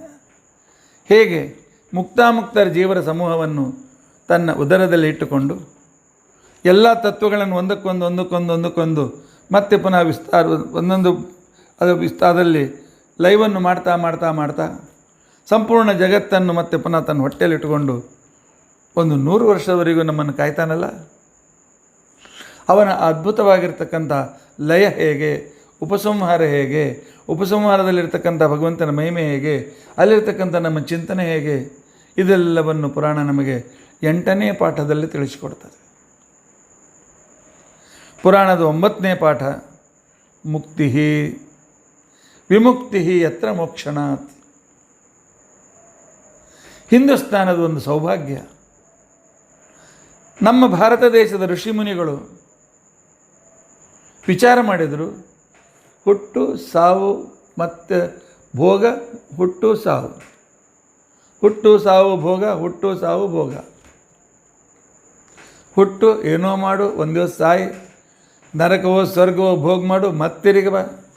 ಪುನರಪಿ ಜನನಂ ಪುನರಪಿ ಮರಣಂ ಪುನರಪಿ ಜನನಿ ಜಠರೇ ಶಯನಂ. ಋಷಿ ಮುನಿಗಳು ಹೇಳಿದ್ರು ಇಲ್ಲ ಇಲ್ಲ, ಇದಕ್ಕೋಸ್ಕರ ದೇವರು ನಮ್ಗೆ ಬುದ್ಧಿ ಕೊಟ್ಟಿಲ್ಲ. ನಮಗೆ ಮನುಷ್ಯನಿಗೆ ಪರಮಾತ್ಮ ಅದ್ಭುತ ಬುದ್ಧಿಯನ್ನು ಕೊಟ್ಟಿದ್ದಾನೆ. ವಿಚಾರವಂತನಾಗಿರ್ತಕ್ಕಂಥ ವ್ಯಕ್ತಿಯ ಮೆದುಳು ಕಂಪ್ಯೂಟರ್ಗಿಂತಲೂ 1000 ಪಟ್ಟು ಹೆಚ್ಚು ಮೆಮೊರಿ ಅದರಲ್ಲಿ ಇರ್ತದೆ. ಆ ಮೆದುಳಿನ ಸದುಪಯೋಗ ಮಾಡಿಕೊಳ್ಬೇಕು. ಸದುಪಯೋಗ ಮಾಡಿಕೊಳ್ಳಲಿಲ್ಲ ಅಂತ ತಿಳ್ಕೊಂಡಂತಂದರೆ ಎಲ್ಲ ವಿದ್ಯೆಯೂ ವ್ಯರ್ಥ. ಒಂದು ಚಿಕ್ಕ ಕಥೆ. ಒಂದು ರಾಜನ ಹತ್ತಿರ ಒಬ್ಬ ರತ್ನಪಡಿ ವ್ಯಾಪಾರಿ, ಆಗಿನ ಕಾಲಕ್ಕೆ ವ್ಯಾಪಾರಿಗಳು ದಿಗ್ದೇಶದಿಂದ ಸಂಗ್ರಹ ಮಾಡಿ ತೆಗೆದುಕೊಂಡು ಬರ್ತಾಯಿದ್ರು. ತೆಗೆದುಕೊಂಡು ಬಂದು ರಾಜನ ಹತ್ರ, ರಾಜ ಅಂದರೆ ಒಳ್ಳೇದು ನೋಡಿಕೊಂಡು ಬೆಲೆ ಕೊಟ್ಟು ತೆಗೆದುಕೊಳ್ತಾ ಇದ್ದ. ಒಬ್ಬ ರತ್ನಪಡಿ ವ್ಯಾಪಾರ ರಾಜನ ಹತ್ರ ಬಂದ. 100 ರತ್ನಗಳನ್ನು ಅವನ ಎದುರಿಗೆ ತಟ್ಟೆಯಲ್ಲಿಟ್ಟ. ಒಂದಕ್ಕಿಂತ ಒಂದು ಪ್ರಕಾಶಿತವಾದಂಥದ್ದು, ಅದ್ಭುತ. ಎಲ್ಲರೂ ನೋಡಿ ಆಶ್ಚರ್ಯಚಕಿತರಾಗಿದ್ದಾರೆ. ಎಂಥ ಅದ್ಭುತ ವಜ್ರಗಳು, ಎಂಥ ಅದ್ಭುತ ರತ್ನಗಳು. ಒಂದು ಕೆಂಪು ಮಣಿಯಾದರೆ ಇನ್ನೊಂದು ನೀಲಮಣಿ, ಮತ್ತೊಂದು ಹಸಿರು ಮಣಿ. ಕೇಳಿದ ರಾಜ. ಅವನು ಹೇಳಿದ, ಒಂದೊಂದು ರತ್ನಕ್ಕೆ 1,00,000 ಸುವರ್ಣ ನಾಣ್ಯಗಳು ಅಂತ ತಿಳ್ಕೊಂಡು ಅಂತ ಹೇಳ್ದ. ಮಂತ್ರಿ, ಹಣದ ವ್ಯವಸ್ಥೆ ಮಾಡು ಅಂತ ಹೇಳ್ದ. ಮಂತ್ರಿ ಹೇಳ್ದ, ನಿಲ್ಲಿ, ಈ ಊರಿನಲ್ಲೊಬ್ಬ ಹಿರಿಯ ನುರಿತವಾದ ರತ್ನ ಪರೀಕ್ಷಕ ಇದ್ದಾನೆ, ಅವನು ಕರ್ಕೊಂಡು ಬರ್ತೇನೆ. ಪಾಪ 93-94 ವರ್ಷ ಆಗಿತ್ತು. ಕೈ ಹಿಡಿದು ಕರ್ಕೊಂಡು ಬಂದರು. ಅವನಿಗೊಂದು ಆಸನ ಕೊಟ್ಟು ಆ ರತ್ನದ ಎದುರಿಗೆ ಕೂಡಿಸಿದರು. ಒಂದು 5 ನಿಮಿಷ ಹೀಗೆ ನೋಡಿದ. ನೋಡಿ ಒಂದು ರತ್ನ ಎತ್ತಿದ. ರಾಜ, ಇದಕ್ಕೆ 1,00,000 ರೂಪಾಯಿ, 1,00,000 ಸುವರ್ಣ ನಾಣ್ಯ ಕೊಡು. ಉಳಿದದ್ದು 99 ವೇಳೆ ಎಲ್ಲ ಸೇರಿ 1 ನಾಣ್ಯ ಕೊಡು ಸಾಕು. ವ್ಯಾಪಾರಿಗೆ ಭಾಳ ಸಿಟ್ಟು ಬಂದು, ಏನು ಹೀಗೆ ಮಾಡ್ತಾ ಇದ್ದೇನೆ, ಹಾಗೆ ಹೀಗೆ ತಿಳ್ಕೊಂಡು ಅಂತೇಳಿ. ರಾಜ ಕೇಳಿದ, ಏಕೆ ಅಂತ ತಿಳ್ಕೊಂಡು ಅಂತೇಳಿ. ಅವಾಗ ಹೇಳಿದೆ ಅವನು, ರಾಜ 1,00,000 ಕೊಡು ಇಲ್ಲಿ. ಅವನು ಒರಿಜಿನಲ್ ರತ್ನವನ್ನು ಎತ್ತಿದ, ಬಟ್ಟೆಯಲ್ಲಿ ಮುಚ್ಕೊಂಡ. ಈಗ ನೋಡಿ, ಎಲ್ಲ ಫೀಕಾ, ಎಲ್ಲ ಕಾಜಿನಿಂದ ಮಾಡಿರ್ತಕ್ಕಂಥ ನಕಲಿ ರತ್ನಗಳು. ನಕಲಿ ರತ್ನ ಮಾರಿ ಮಾರಿ ಮಾರಿ, ವಜ್ರ ಮಾರಿ ಮಾರಿ ಮಾರಿ, ಈಗ ನೀರವ್ ಮೋದಿ ಓಡಿ ಹೋಗಿದ್ದಾನಲ್ಲ, ಆ ರೀತಿಯಾಗಿರೋಂಥ ಇನ್ನೊಬ್ಬ ನೀರವ್ ಮೋದಿ ಇದ್ದ ಆಗಿನ ಕಾಲಕ್ಕೆ. ನೀರವ್ ಮೋದಿ ಅವನ ಜೊತೆಲಿ ಇನ್ನೊಬ್ಬನ ಯಾವನೋ ಇದ್ನಲ್ಲ, ಅವರಂತೆ ಅವನು ಆಗಿನ ಕಾಲಕ್ಕೂ ಇದ್ದರು. ಅವನು ಇಟ್ಟ ಕ್ಷಣಕ್ಕೆ ಅವು ಪ್ರಕಾಶಿತವಾದವು. ಇದೊಂದೇ ಒರಿಜಿನಲ್. ಇಂಥ ಸಂದರ್ಭದಲ್ಲಿ ಈಗ ನಮ್ಮ ಬಂಗಾರದ ಅಂಗಡಿಗೆ ಹೋಗ್ತೇವೆ, ಬಂಗಾರ ಕೊಳ್ತುಕೊಳ್ತೇವೆ. ಬಂಗಾರ ಹೇಳ್ತಾರೆ, ವಾಪಸ್ ನಮ್ಮ ಅಂಗಡಿಗೆ ತಂದು ಕೊಟ್ಟರೆ ನಿಮಗೆ ಫುಲ್ ಹಣ ಸಿಗ್ತದೆ. ಬೇರೆ ಕಡೆಗೆ ಹೋದರೆ 10%, 15%, 20% ಕಟ್. ಯಾಕೆ? ಅವ್ರಿಗೆ ಗೊತ್ತಿರ್ತದೆ, ಈ ನಮಗೆ 23 ಕ್ಯಾರೆಟ್ ಅಂತ ಕೊಟ್ಟದ್ರಲ್ಲಿ ಕೇವಲ 18 ಕ್ಯಾರೆಟ್ ಇದೆ ಅಂತ ಗೊತ್ತಿರ್ತದೆ. ನಮಗೆ ತಂದು ಕೊಟ್ಟರೆ ಮತ್ತು ಅದು ಎಕ್ಸ್ಚೇಂಜ್ ಮಾಡ್ತೇವೆ ಅಷ್ಟೇ. ಇನ್ನೊಬ್ಬರು ತೆಗೆದುಕೊಂಡು ಹೋದರೆ 18 23 ಅಂತ ಯಾಕೆ ತೆಗೆದುಕೊಳ್ತಾರೋ? ಇವೆಲ್ಲ ಮೋಸದ ವ್ಯಾಪಾರ ನಡೀತಕ್ಕಂಥದ್ದು. ಇದು ನಾವು ಮೋಸ ಹೋಗ್ತೇವೆ, ಅವರು ಮೋಸ ಮಾಡ್ತಾರೆ, ತಪ್ಪು ಅವ್ರದ್ದೇ ಇಲ್ಲ. ಇಂತಹ ಸಂದರ್ಭದಲ್ಲಿ ವ್ಯಾಪಾರಿ ತಪ್ಪು ಒಪ್ಕೊಂಡ, ಹೌದು ಅದೊಂದೇ ಒರಿಜಿನಲ್ ಅಂತ ಹೇಳಿ ಅವನಿಗೆ ಅದನ್ನು ತೆಗೆದುಕೊಂಡು ಹಣ ಕೊಟ್ಟು ಕಳಿಸ್ಕೊಟ್ಟ ರಾಜ. ರಾಜ ಹೇಳ್ದ, ಏ ಮಂತ್ರಿ, ಈ ಮುದುಕನಿಗೆ ಸತ್ಕಾರ ಮಾಡಬೇಕಪ್ಪ, ಇಷ್ಟು ಎಂಥ ಬುದ್ಧಿವಂತ ಇದ್ದಾನೆ, ಅದಕ್ಕೋಸ್ಕರ 1-2 ಶಾಲು ಜೋಡಿ ತೆಗೆದುಕೊಂಡು ಬಾ, ತಾಟಿನ ತುಂಬ ಸುವರ್ಣ ನಾಣ್ಯ ತೆಗೆದುಕೊಂಡು ಬಾ, ಇವನನ್ನು ಕೊಟ್ಟು ಸತ್ಕಾರ ಮಾಡೋಣ, ಇಂಥ ಬುದ್ಧಿವಂತ ನಮ್ಮ ರಾಜ್ಯದಲ್ಲಿದ್ದಾನಲ್ಲ ಅಂತ ತಿಳ್ಕೊಂಡು. ಒಂದು 5 ನಿಮಿಷ ಆದ ನಂತರ ಮಂತ್ರಿ ಹೇಳಿದ, ಎಲ್ಲ ತಯಾರಾಗಿದೆ ಅಂತ ತಿಳ್ಕೊಂಡು. ರಾಜ ನೋಡಿದ, ಬಾಜೂಕ ಶಾಲಿಲ್ಲ, ತಟ್ಟಿಲ್ಲ, ಸುವರ್ಣ ನಾಣ್ಯ ಇಲ್ಲ, 2 ಬುಟ್ಟಿ ಮಣ್ಣು. ರಾಜ, ಏನು ಮಂತ್ರಿ ತಮಾಷೆ ಮಾಡ್ತಾ ಇದ್ದೆ? ಹೌದು ರಾಜ, ಈ 2 ಬುಟ್ಟು ಮಣ್ಣತ್ತಲ್ಲಿ ಇವನ ತಲೆ ಮೇಲೆ ಹಾಕೋದೇ ಇವನು ಸತ್ಕಾರ. ರಾಜ, ಯಾಕಪ್ಪ ಹೀಗೇಕೆ ಅವನ ಅಪ್ಪನ ಮಾಡ್ತಾ ಇದ್ದೆ? ಮಂತ್ರಿ ಹೇಳ್ದ, ಇಲ್ಲ, ಇಷ್ಟು ತೀಕ್ಷ್ಣ ಬುದ್ಧಿ ಪರಮಾತ್ಮ ಕೊಟ್ಟಿದ್ದಾನೆ, ಇದನ್ನೆಲ್ಲ ಸಂಪೂರ್ಣ ಜೀವನ ಆ ಕಲ್ಲುಗಳನ್ನಿಗೋಸ್ಕರವೇ ಬುದ್ಧಿ ಖರ್ಚು ಮಾಡಿದ್ದಾನೆ. ಕಲ್ಲು, ರತ್ನ ಅಂದ್ರೇನು ಕಲ್ಲು, ಕಲ್ಲುಗಳಿಗೋಸ್ಕರ ತನ್ನ ಬುದ್ಧಿಯನ್ನು ಹಾಳು ಮಾಡಿದ್ನಲ್ಲ. ದೇವರು ಕೊಟ್ಟ ಬುದ್ಧಿಯನ್ನು ಇದನ್ನೇ ತತ್ವಜ್ಞಾನದ ಕಡೆಗೆ ತಿರುಗಿಸಿದರೆ ಇಷ್ಟೊತ್ತಿಗೆ ಮುಕ್ತನಾಗ್ತಾ ಇದ್ದ. ಬುದ್ಧಿಯನ್ನು ದುರುಪಯೋಗ ಮಾಡಿಕೊಂಡಿದ್ದಾನೆ, ತಲೆ ಮೇಲೆ ಮಣ್ಣು ಹಾಕಿ ಅಂತ ತಿಳ್ಕೊಂಡಂತೇಳಿ. ನಾಳೆ ನಾವು ಎಷ್ಟೇ ಗ್ರ್ಯಾಜುಯೇಟ್, ಡಬಲ್ ಗ್ರ್ಯಾಜುಯೇಟ್ ಆಗಿದ್ದರೂ MA, ME, MBE, MBA ಮತ್ತೇನೇನಾಗಿದ್ದರೂ ಕೂಡ ನಾವು ತತ್ವಜ್ಞಾನ ತಿಳಿದುಕೊಳ್ಳದೇ ಇದ್ದರೆ ಯಮಲೋಕದಲ್ಲಿ ಯಮಧರ್ಮರಾಜ ಚಿತ್ರಗುಪ್ತ ಹೇಳ್ತಾನೆ, ಯಮಧರ್ಮರಾಜ ಇವನ ತಲೆ ಮೇಲೆ 2 ಬುಟ್ಟಿ 4 ಬುಟ್ಟಿ ಮಣ್ಣಾಕು. ತನ್ನ ಬುದ್ಧಿಯನ್ನು ಇದಕ್ಕೋಸ್ಕರವೇ ಖರ್ಚು ಮಾಡಿದ್ದಾನೆ, ಹೊಟ್ಟೆಗೋಸ್ಕರ. ನಮ್ಮದು ಪರಿಸ್ಥಿತಿ ಇದೇ ಆಗ್ತದೆ, ಆಗಬಾರ್ದು. ನಮ್ಮ ಬುದ್ಧಿ ಗೇಣು ಹೊಟ್ಟೆಗಾಗಿ ಪೂರ್ತಿ ದುಡಿಯೋ ಅವಶ್ಯಕತೆ ಜೀವನದಲ್ಲಿ ಬುದ್ಧಿ ಖರ್ಚು ಮಾಡೋ ಕಾರಣವಿಲ್ಲ. ಮಾಡ್ತೇವೆ, ನೌಕರಿ ಮಾಡಿ ಬರಬೇಕು. ಮನೆಗೆ ಬಂದಮೇಲೆ ತತ್ವಜ್ಞಾನ ಯಾವುದು ನಮ್ಮನ್ನು ಭಗವಂತನ ಹತ್ರ ಕರೆದುಕೊಂಡು ಹೋಗ್ತದೆ, ಅದಕ್ಕೋಸ್ಕರ ನಾವು ಹೊರಟಬೇಕು ಅಂತನ್ನೋದನ್ನು, ಆ ಮೋಕ್ಷ ಅಂತನ್ನೋದಿದೆ. ಜನನ ಮರಣ ಚಕ್ರದಿಂದ ನಮ್ಮನ್ನು ಹೊರಗೆ ಹಾಕ್ತಾರೆ. ಪರಮಾತ್ಮನ ಜೊತೆಯಲ್ಲಿದ್ದು ಅನಂತ ಸುಖವನ್ನು ಅನುಭವಿಸ್ತೇವೆ. ಬೇಡಿದ್ದೆಲ್ಲೂ ಇರ್ತದೆ. ಅಲ್ಲಿ ಮರಣದ ಭಯ ಇಲ್ಲ, ಪುನರ್ಜನ್ಮದ ಭಯ ಇಲ್ಲ, ಹಣ ಖಾಲಿ ಆಗ್ತದೆ ಅಂತ ಭಯ ಇಲ್ಲ, ಅಲ್ಲಿಂದ ಕೆಳಗೆ ನೂಗ್ತಾರೆ ಅಂತನೋ ಭಯ ಇಲ್ಲ. ಯಾವುದೇ ರೀತಿ ಆಮೇಂತಲ್ಲ, ನಮ್ಮದೇ ಆಗಿರ್ತಕ್ಕಂಥ ಸ್ವರೂಪಾನಂದವನ್ನು ಅದ್ಭುತವಾದ ರೀತಿಯಲ್ಲಿ ಅನುಭವ ಮಾಡ್ತಕ್ಕಂಥ ಕ್ರಮವನ್ನು ಹೇಳಿಕೊಟ್ಟಿದ್ದಾರಲ್ಲ ನಮ್ಮ ರಾಜ್ಞಾನಿಗಳು. ಪುರಾಣದ 9ನೇ ಲೆಸನ್ ಇದು, ನೆನಪಿಟ್ಟುಕೊಳ್ಳಿ. ಪುರಾಣದ 10ನೇ ಲೆಸನ್, ಪುರಾಣ 10ನೇ ಲೆಸನ್. ಆಭಾಸಶ್ಚ ನಿರೋಧಶ್ಚ ಯತಸ್ತತ್ರ ಮೀಯತೆ ಸ ಆಶ್ರಯ ಪರಂ ಬ್ರಹ್ಮ ಪರಮಾತ್ಮೇತಿ ಶಬ್ದತೆ. ಸೃಷ್ಟಿ, ಸ್ಥಿತಿ, ಲಯ, ನಿಯಮನ, ಜ್ಞಾನ, ಅಜ್ಞಾನ, ಬಂಧ, ಮೋಕ್ಷ, ಸೂಕ್ಷ್ಮ ಸೃಷ್ಟಿ, ಸ್ಥೂಲ ಸೃಷ್ಟಿ, ಆನಂತರ ದೇವತಾ ಸೃಷ್ಟಿ, ಪ್ರಾಕೃತ ಸೃಷ್ಟಿ, ಮಹತ್ತತ್ವಾದಿಗಳ ಸೃಷ್ಟಿ, ಆನಂತರ ಜ್ಞಾನೇಂದ್ರ ಪಂಚಕರ್ಮೇಂದ್ರಿಯಗಳ ಸೃಷ್ಟಿ, 24 ತತ್ವಗಳಿಂದ ಆಗಿರ್ತಕ್ಕಂಥ ಶರೀರದ ಸೃಷ್ಟಿ, ಅಲ್ಲಿರ್ತಕ್ಕಂಥ ಆಗುಹೋಗುಗಳು, ಅವರಿಗೆ ಬೇಕಾಗಿರ್ತಕ್ಕಂಥ ಅನುಕೂಲತೆಗಳು. ಒಂದು ನೊರಜಿನಂಥ ಸಣ್ಣ ಪ್ರಾಣಿಯಲ್ಲಿಯೂ ಅದಕ್ಕೆ ಒಂದು ಬಣ್ಣ, ಅದಕ್ಕೆ ತಲೆ, ಅದಕ್ಕೆ ಮೆದುಳು, ಅದಕ್ಕೆ ಹೊಟ್ಟೆ, ಅದಕ್ಕೆ ಬಾಯಿ, ಅದಕ್ಕೆ ಡೈಜೆಷನ್ ಸಿಸ್ಟಮ್ ಇಟ್ಟಿರ್ತಕ್ಕಂಥ ಸೂಕ್ಷ್ಮ ಕಲಾಕೃತಿ, ಇದೆಲ್ಲಕ್ಕೂ ಆಶ್ರಯನಾಗಿರ್ತಕ್ಕಂಥವನು ಪರಮಾತ್ಮ. ಅವನಿದ್ದರೆ ಇದೆಲ್ಲವೂ ಉಂಟು, ಅವನಿಲ್ಲದೇ ಇದ್ದರೆ ಏನೂ ಇಲ್ಲ. ಭಗವಂತನ ಆಧೀನ್ಯವನ್ನು ನಾವು ಹೇಗೆ ಸ್ವೀಕರಿಸಬೇಕು, ಎಷ್ಟೆಷ್ಟು ರೀತಿಯಿಂದ ನಾವು ಶಕ್ತಿಹೀನರಾಗಿದ್ದೇವೆ, ಅವನು ಎಷ್ಟು ಸಮರ್ಥನಾಗಿದ್ದಾನೆ. ಅವನ ಆಶ್ರಯದಲ್ಲೇ ನಮಗೆ ಗತಿ ಇದೆ, ಉನ್ನತಿ ಇದೆ, ಮುಕ್ತಿ ಇದೆ, ಶ್ರೇಷ್ಠತೆ ಇದೆ, ಭೋಗ ಇದೆ, ಸುಖ ಇದೆ, ಜ್ಞಾನ ಇದೆ, ಎಲ್ಲವೂ ಇದೆ, ಅವನ ಆಶ್ರಯದಲ್ಲೇ ಇದೆ. ಬಂಧ ಮಾಡಿದವನು ಅವನೇ, ಬಂಧಿಸಿದವನು ಅವನೇ, ಬಂಧ ಬಿಡಿಸಿ ಆ ಸುಖವನ್ನು ಕೊಡುವನು ಅವನೇ ಅಂತಿಕೊಂಡಂತನ್ನುವ ವಿಚಾರವಾಗಿರ್ತಕ್ಕಂಥ ವಿಸ್ತಾರವಾದ ವಿಚಾರ ಪುರಾಣದ 10ನೇ ಪಾಠದಲ್ಲಿ ಬರ್ತದೆ. ಇದನ್ನು ಮೈಥಾಲಜಿ ಅಂತ ನೋಡುವೆ, ಕಾಲ್ಪನಿಕ ಕಥೆ ಅಂತ ನೋಡುವೆ, ಕಲ್ಪನೆಯ ಒಂದು ಗಾಳಿಗೋಪುರ ಅಂತಿಕೊಂಡಂತಲ್ಲ, ಅದು ಗಾಳಿಗೋಪುರವೇ. ಈ ಸಾಹಿತ್ಯಕ ಶಬ್ದ ಎಲ್ಲ ಬದಿಗಿಟ್ಬಿಡೋಣ. ಇದು ಫ್ಯಾಕ್ಟ್ ಇರ್ತಕ್ಕಂಥ ಸತ್ಯ, ನಮ್ಮ ಜೀವನದಲ್ಲಿ ನಾವು ಪಡೆಯಬೇಕಾಗಿರ್ತಕ್ಕಂಥ ಸತ್ಯ. ಇದೇ ಭಾಗವತದ. ಇದನ್ನೇ ಮುಂದೆ ಶುಕಾಚಾರ್ಯರು ಪರೀಕ್ಷಿತ ರಾಜನಿಗೆ, ಸೂತಾಚಾರ್ಯರು ಶೌನಕಾದರ್ಶಿಗಳಿಗೆ ಈ 10 ಪಾಠಗಳನ್ನೇ ಬೇರೆ ಬೇರೆ ಬೇರೆ ಸಂದರ್ಭದಲ್ಲಿ ಹೇಳ್ತಾ ಬರ್ತಾ ಇದ್ದಾರೆ. ಇದನ್ನೇ ನಾವು ಕೇಳೋದಕ್ಕೋಸ್ಕರ ಪ್ರಯತ್ನಿಸೋಣ. ಇಂಥ ಈ ಶುಕಾಚಾರ್ಯರು ಪರೀಕ್ಷಿತ ರಾಜನಿಗೆ ಹೇಳ್ತಾರೆ, ಪರೀಕ್ಷಿತ ರಾಜ, ಇದೇ ಪರಮಾತ್ಮನ ವೈಶಿಷ್ಟ್ಯ ಅಪ್ಪ, ಮತ್ತೇನು ಬೇಕು ನಿನಗೆ ಹೇಳಿ, ನಿನ್ನ ಕೇಳಿದೆಯಲ್ಲ, ಏನನ್ನು ಮಾಡಬೇಕು ಅಂತೇಳಿ ಈ 10 ಕಲಿ, ಈ 10 ಚಿಂತನೆ ಮಾಡು, ಇದೇ ನಿನಗೆ ಮುಕ್ತಿದಾಯಕ ಅಂತ ಹೇಳಿ ಶುಕಾಚಾರ್ಯರು ಆದಾಗ ಸೂತಾಚಾರ್ಯರು ಶೌನಕಾದರ್ಶಿಗಳು ಕೇಳ್ತಾರೆ, ಶೌನಕಾದರ್ಶಿಗಳು ಸೂತಾಚಾರ್ಯರಿಗೆ ಕೇಳ್ತಾರೆ, ಇಷ್ಟೆಲ್ಲ ಹೇಳಿದ್ರಿ, ಒಂದು ವಿಷಯ ಉಳೀತು ಅಂತ. ಏನು? ಆರಂಭದಲ್ಲಿ ಹೇಳಿದ್ರಲ್ಲ, ವಿದುರ ಮಹಾಭಾರತ ಯುದ್ಧದ ಪೂರ್ವದಲ್ಲಿ ಶಸ್ತ್ರ ಸನ್ಯಾಸ ಮಾಡಿ ತೀರ್ಥಯಾತ್ರೆಗೆ ಹೋದ ಅಂತ ತಿಳ್ಕೊಂಡಂತ ಹೇಳಿದೆ ಅಲ್ಲ. ತೀರ್ಥಯಾತ್ರೆಗೆ ಯಾಕೆ ಹೋದ, ಯಾಕೆ ಶಸ್ತ್ರನ್ಯಾಸ ಮಾಡಿದ, ಉದ್ದೇಶ ಏನಿತ್ತು, ಅಲ್ಲಿ ಯಾರು ಭೇಟಿಯಾದರು, ಎಲ್ಲೆಲ್ಲಿ ಹೋದ, ಎಲ್ಲಿರ್ತಕ್ಕಂಥ ವಿಶೇಷವಾದ ಅನುಭವಗಳನ್ನೇನು ಪಡೆದ? ಯಾಕೆಂದ್ರೆ ಅವನು ಮಹಾಜ್ಞಾನಿ.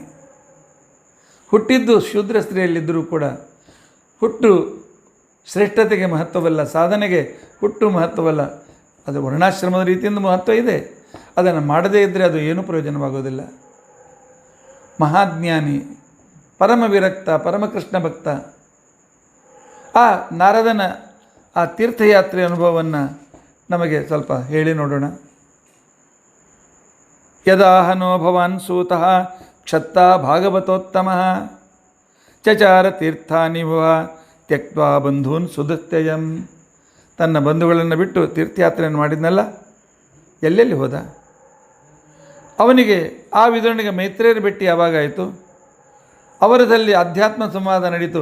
ಮೈತ್ರೇಯರು ನಾರದನಿಗೆ ವಿದುರನಿಗೆ ಸಂಪೂರ್ಣ ಭಾಗವತ ಉಪದೇಶ ಮಾಡಿದರು ಅಂತ ಅನ್ನೋ ಸುದ್ದಿ ಕೇಳ್ತೇವೆ. ಅವರಲ್ಲಿ ನಡೆದ ಸಂವಾದವೇನು, ಅಲ್ಲಿ ನಡೆದ ವಿಷಯಗಳೇನು, ಈ ವಿಚಾರ ನಾವು ತಿಳಿದುಕೊಳ್ಳಬೇಕು ಅಂತ ಮಾಡಿದ್ದೆ. ಅದರಿಂದಾಗಿ ಸೂತಾಚಾರ್ಯರೇ, ಬಹಳ ನೀವು ಕರುಣಾಳುಗಳು. ಸಂಪೂರ್ಣ ಬಂಧುಗಳ ತ್ಯಾಗವನ್ನು ಯಾಕೆ ಮಾಡಿ ಹೋದ? ಅಂಥ ಪ್ರಸಂಗ ಏನಿತ್ತು ವಿದುರನಿಗೆ? ಪಾಂಡವರು ಒಳ್ಳೆಯವರಾಗಿದ್ದರಲ್ಲ, ಅಲ್ಲಿ ಹೋಗ್ಬೋದಾಗಿತ್ತಲ್ಲ ಅಂತ ಕೇಳಿದಾಗ, ಆಗ ವಿದುರನು ಯಾಕೆ ಬಿಟ್ಟು ಹೋದ ಅಂತನ್ನೋದನ್ನು ವಿಚಾರ ಪ್ರಾರಂಭ ಮಾಡಿ 3ನೇ ಸ್ಕಂದದಲ್ಲಿ ಈ ವಿಚಾರಗಳನ್ನು ವಿಸ್ತಾರವಾಗಿ ತಿಳಿಸಿ ಹೇಳ್ತಾರೆ.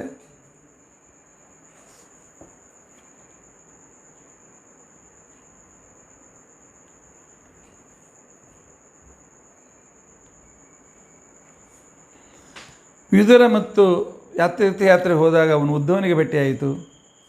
ವಿದುರ ಉದ್ಧವ ಸಂವಾದ, ನಂತರ ಉದ್ಧವನ ಮಾರ್ಗದರ್ಶನದ ಪ್ರಕಾರ ವಿದುರ